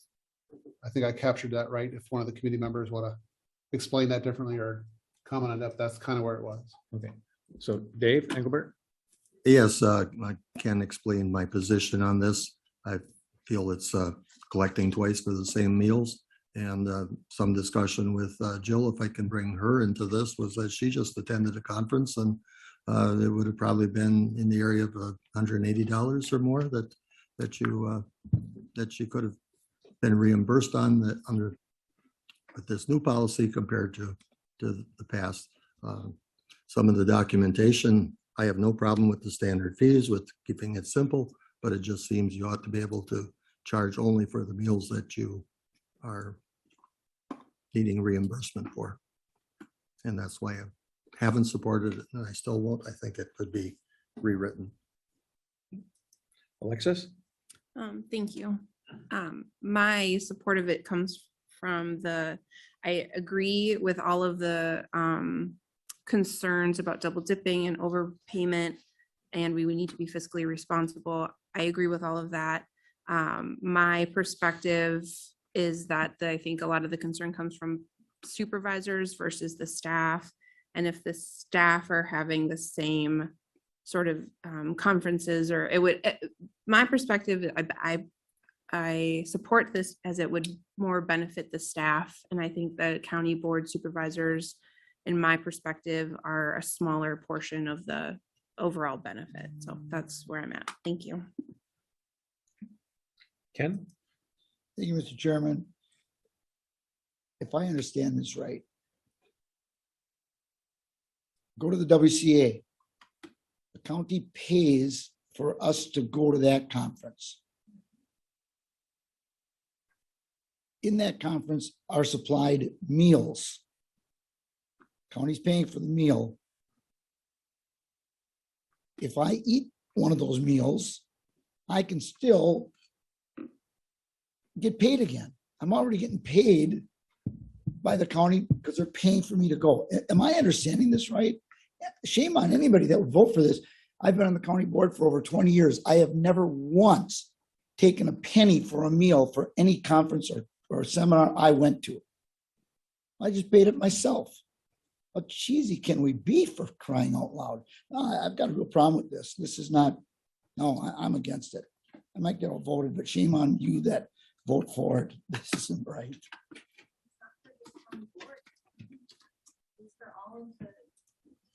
Sorry, Mr. Chair. That's right. I guess I would point out one thing. I also rarely, if ever, take charges for meals and conferences. But with our stipend that we have, if you charge it, you just double dipping into that stipend, you're going to charge yourself again. So why would you charge the meals anyway? You wouldn't. And as we talked about this in admin committee, I wasn't part of the finance one, but the admin committee was, we got to stop thinking this is for the supervisors. This is primarily for staff. And most of those conferences don't have meals and stuff involved or included. So maybe if you want to change the language to exclude supervisors, might be one way to change it. But the idea was to get the staff reimbursed for the meals and that they attend these conferences where they don't have a lot of the paid items. Ken? I agree with you, but I'm talking about we as supervisors going to a conference, the meal has already been paid for us. It's there for us. We shouldn't even be able to go out on our own and have a meal somewhere else because we don't like it or something. You know, the meal is there for us.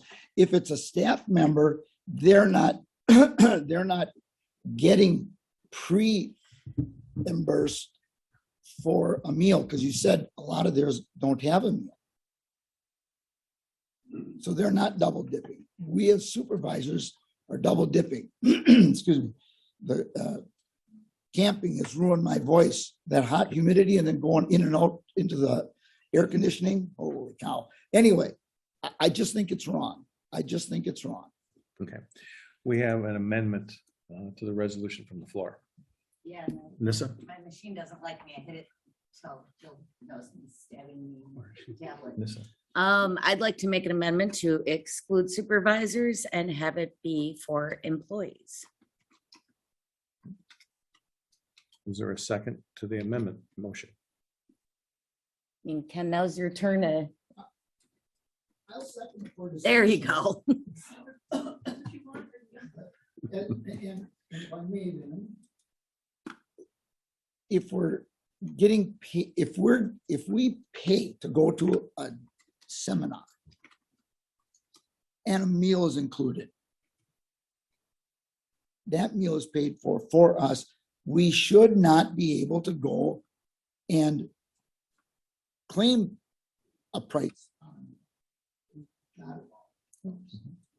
So I would think that maybe terminology to the effect as you can claim it as long as a meal has not been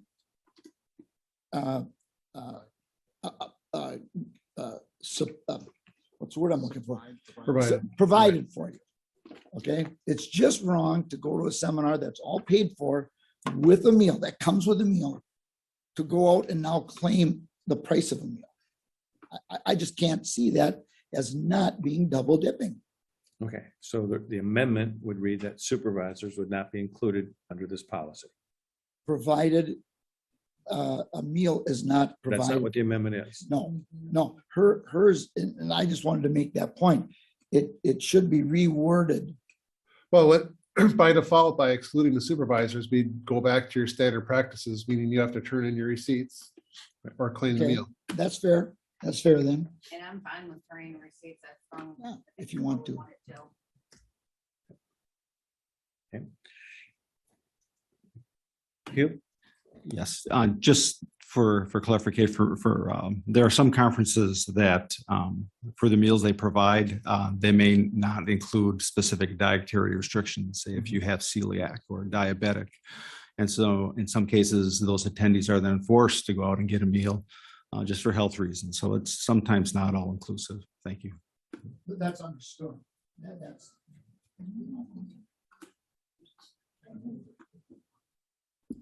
David Engelbert?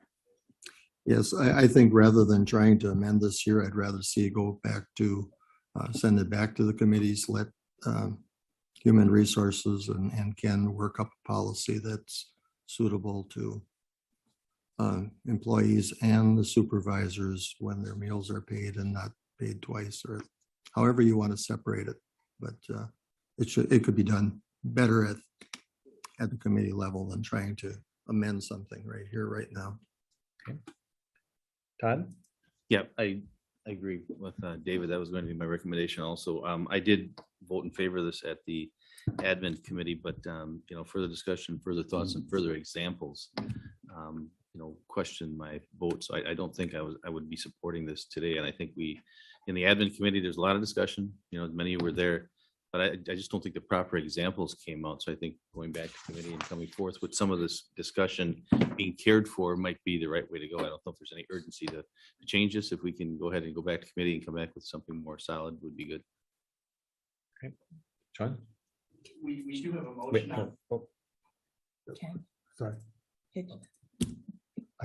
I believe we have a motion on the floor that's been seconded that we need to address before Yep. addressing whether to Yes. send it back to committee. Okay. sure I got my words. Yeah, no problem.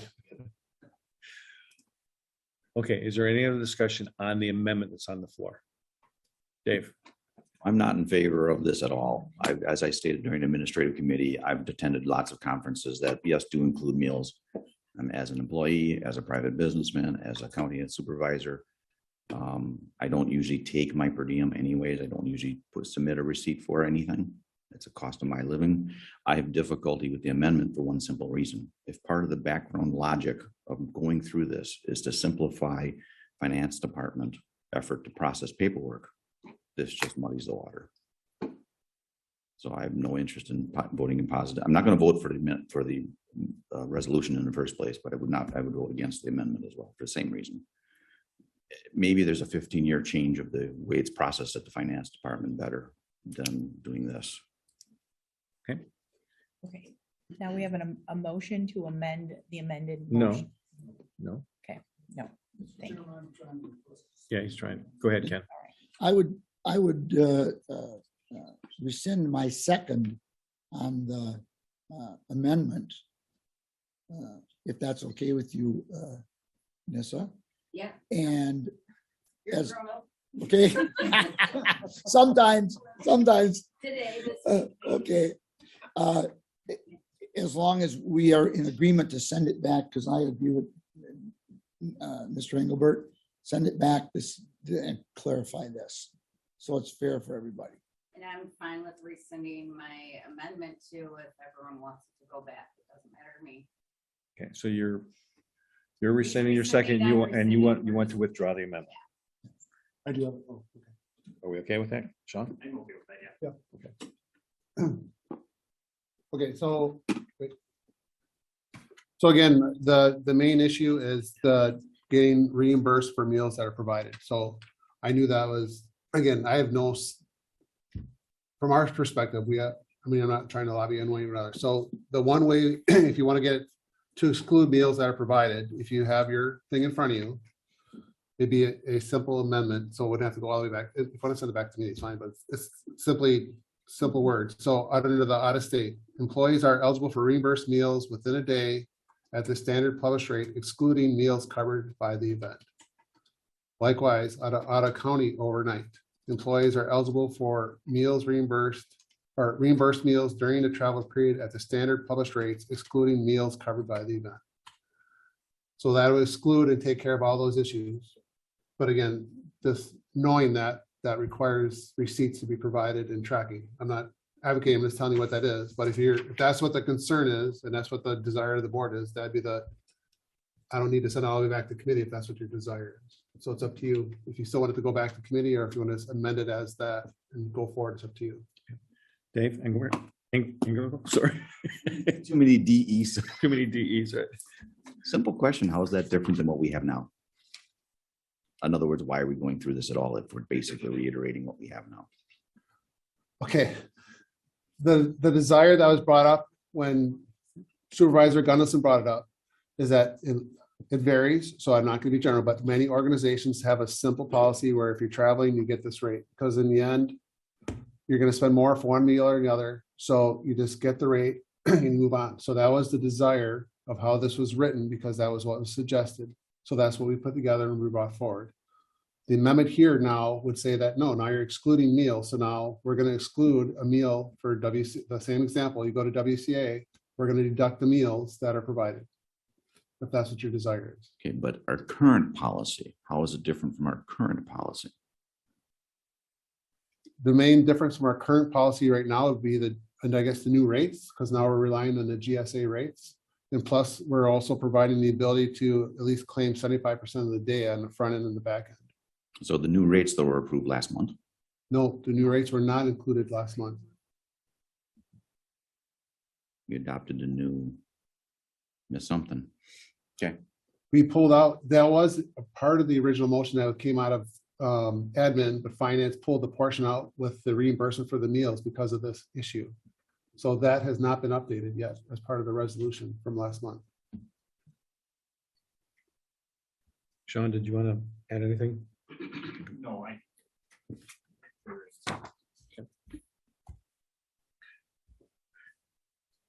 Dave Engelbert?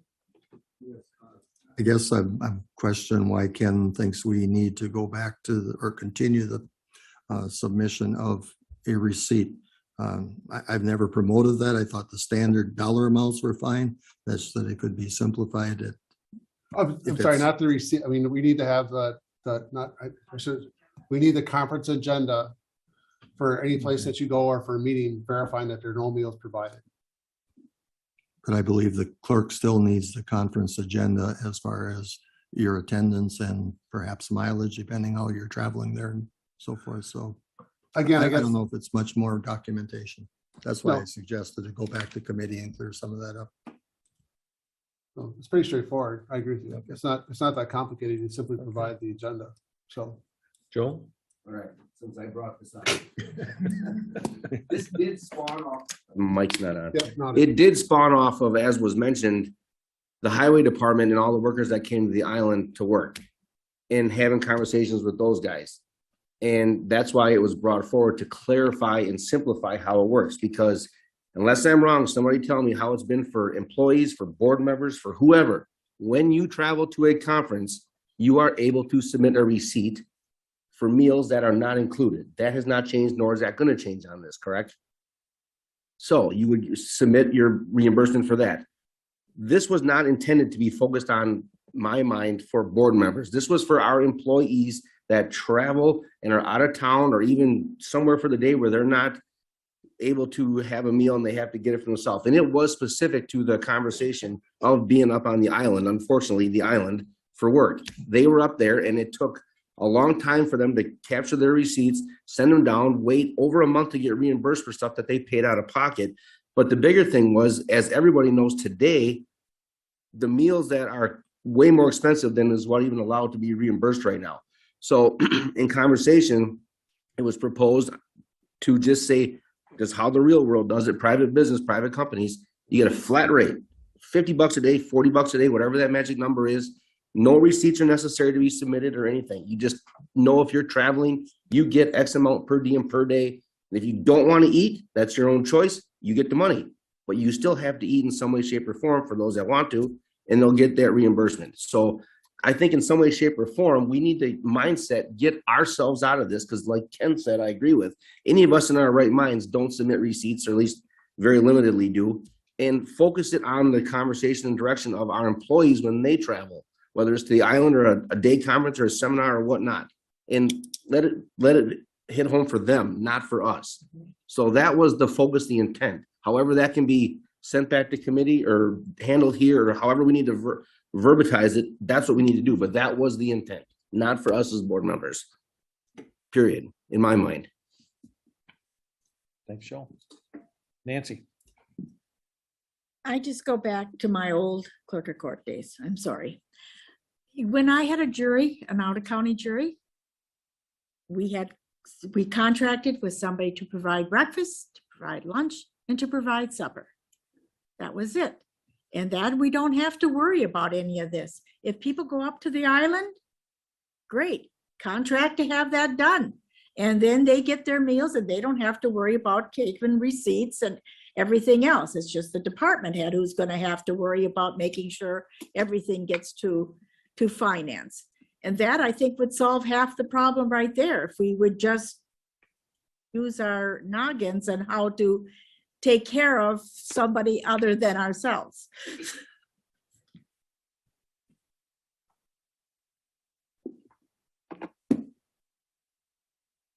Okay. Does somebody want to make a motion to do something differently with this resolution? May I ask a question first? Sure.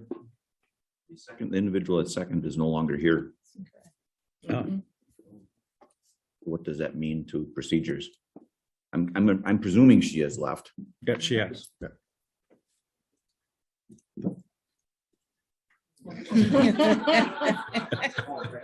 All right. I don't know that she can maintain for a second. What? I mean, Boy, this has really turned into be more things than. Best day ever. Wow. Okay, so we need a different So I person to just- second the motion. I just remove her?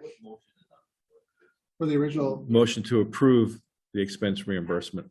I don't think I can undo a second. It's not like a thing that happens. well, we can just proceed and we'll update it manually. Okay. So somebody has Yeah. to. So we need- somebody- We need someone else to second, though, just for the record. We get it on the floor. To rescind it. So we have Bob raising his hand. But Bob's not here. I can't hear him. He's in the meeting, but I can't. Yeah. How come you don't Is see he, him? do you have him as panelist? I think he popped out. Oh, he Ken. popped out. He popped out, now he's popped out. Okay, so basically, we need a second to put it back on the floor, to take an action if we're gonna table it, if we're gonna vote on it, whatever, but we need a second in order to move forward. A new I'll second. second it.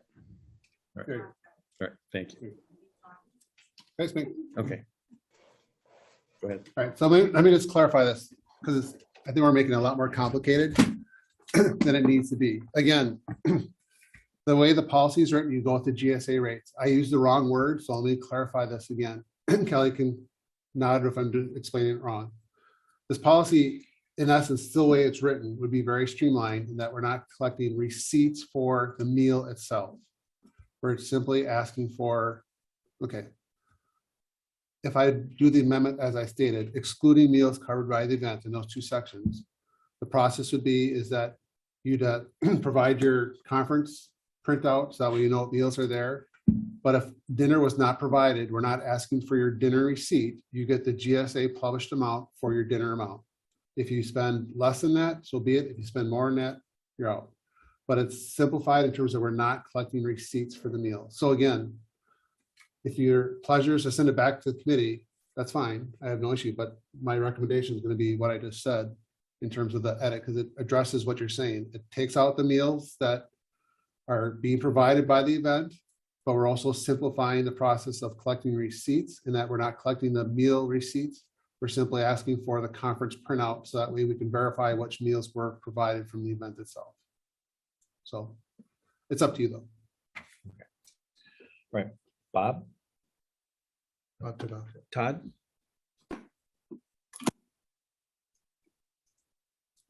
I'm lost in my thoughts here anymore. I guess I'd still like to see it go back to committee, so I don't know if I make a motion to send it back to committee to be reevaluated and come back to the board the next meeting, clean all this up. I mean, I don't disagree with what Ken's saying, that may clean it up, but there's been a couple of other examples in how that may not. So I don't know, is it urgent? I mean, like other things we put off, if it goes back to committee and comes back next month, like I said, if that's what I need to do is make that motion, that's what I'm doing. Okay.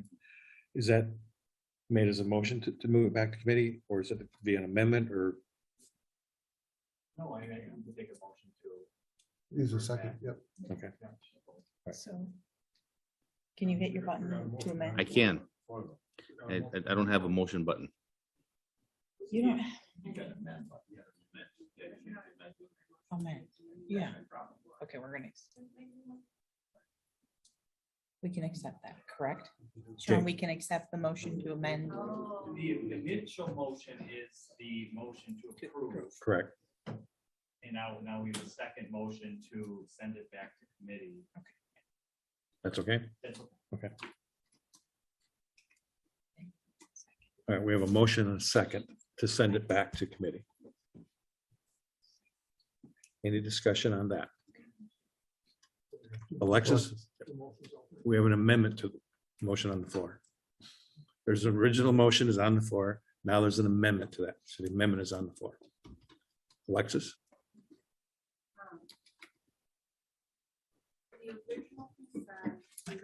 Mike, hold on.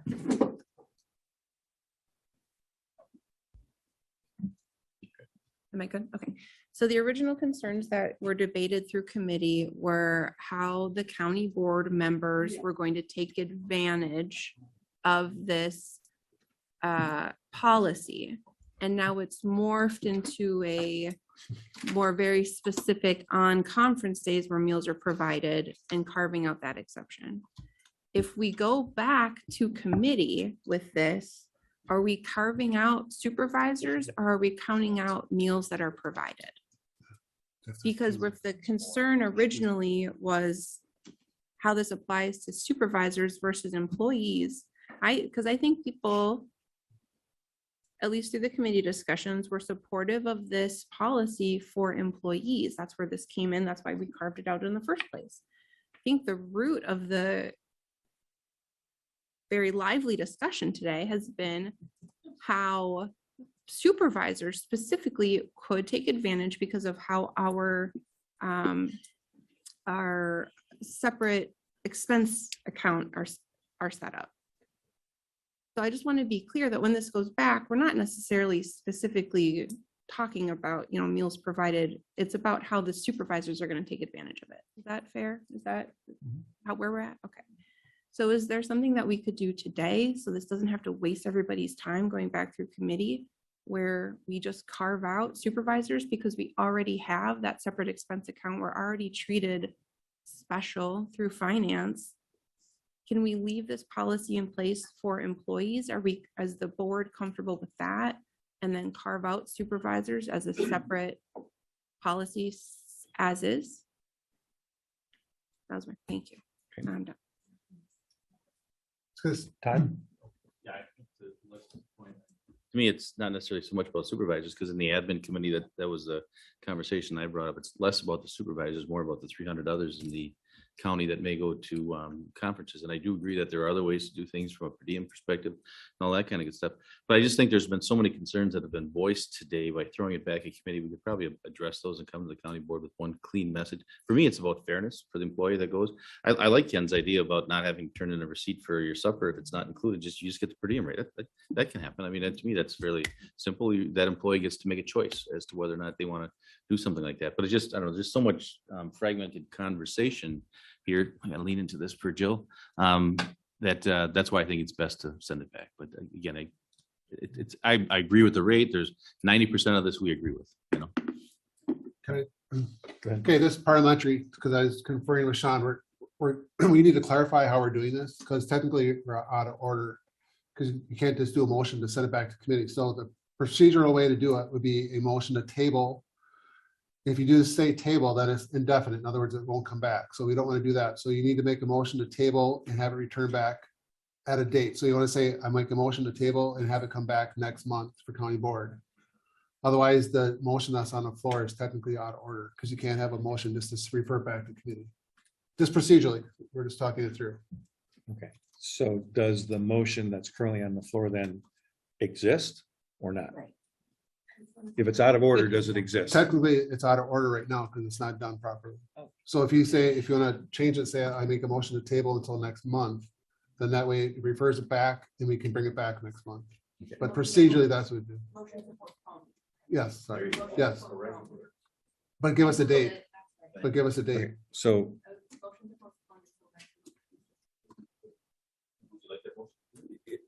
well, you made the original. So I rescind my original. Oh, God, now we're rescinding. Send it back to committee. It's out of order. I reactivate my motion to send it back to committee. We can meet at next month's meeting. Can we To just amend the postpone- motion? Can we just postpone have him just and bring it postpone? back. You have to actually have, we're gonna rescind, redo. It's not a valid motion on the floor. So just make it So like we're that, just gonna just pretend it motion. didn't. Right. Correct. Right. So his motion now to, It's to postpone it until next month. got it, and send it back to. And Nancy, as a second, do you agree with that? Okay. This postpone, not table. Correct. Okay, so the motion that's on the floor for discussion is the motion to postpone until next month. Okay. Bud, Looking at 2.15 expense reimbursement, are we as a county board employees? Because it says employees in this thing. Are we employees of the county? we are employees of the county. So that's we're included in this. Okay, the motion under discussion is whether we're postponing it and bringing it back next month. Okay. But I just Yep. going to ask that question at some point. Yep. Ken, No, I was just gonna make the motion, but then I realized I can't just raise my hand and do it like the old way, and so I I get that to speak. I don't need to now. Todd. Yeah, okay. Okay. Okay, so the motion on the floor up for vote is to postpone this resolution until next month. Okay, Actually, I do have a question. what? Go ahead, Michael. We come back to the original motion, right? Yes, you're postponing a decision on the original motion. Now you could amend At the next the meeting. motion at the next meeting. I mean, yes, it probably would have been cleaner to not vote it up and then send it back to committee. But by postponing this vote until the next meeting, you could always amend.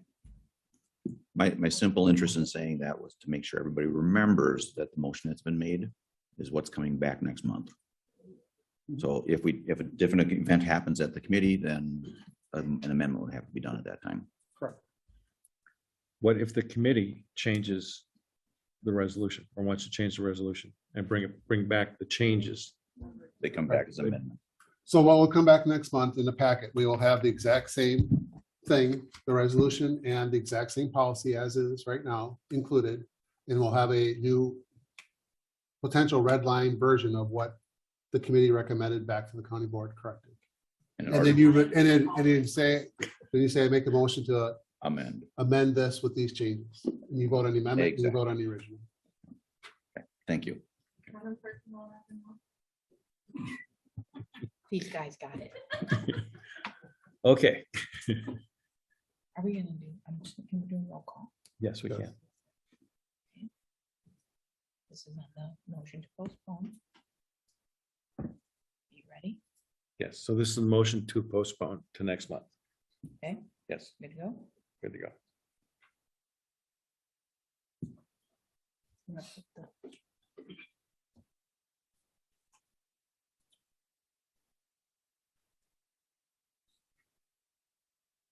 Supervisor Husted is not on Dan? this planet. Yeah. The motion to postpone has passed by a vote of 17 to 2, 2 absent. So it's coming back next month. Yay. Okay, let's take a 10-minute break before we head into the next one and go into the capital improvement. So excited.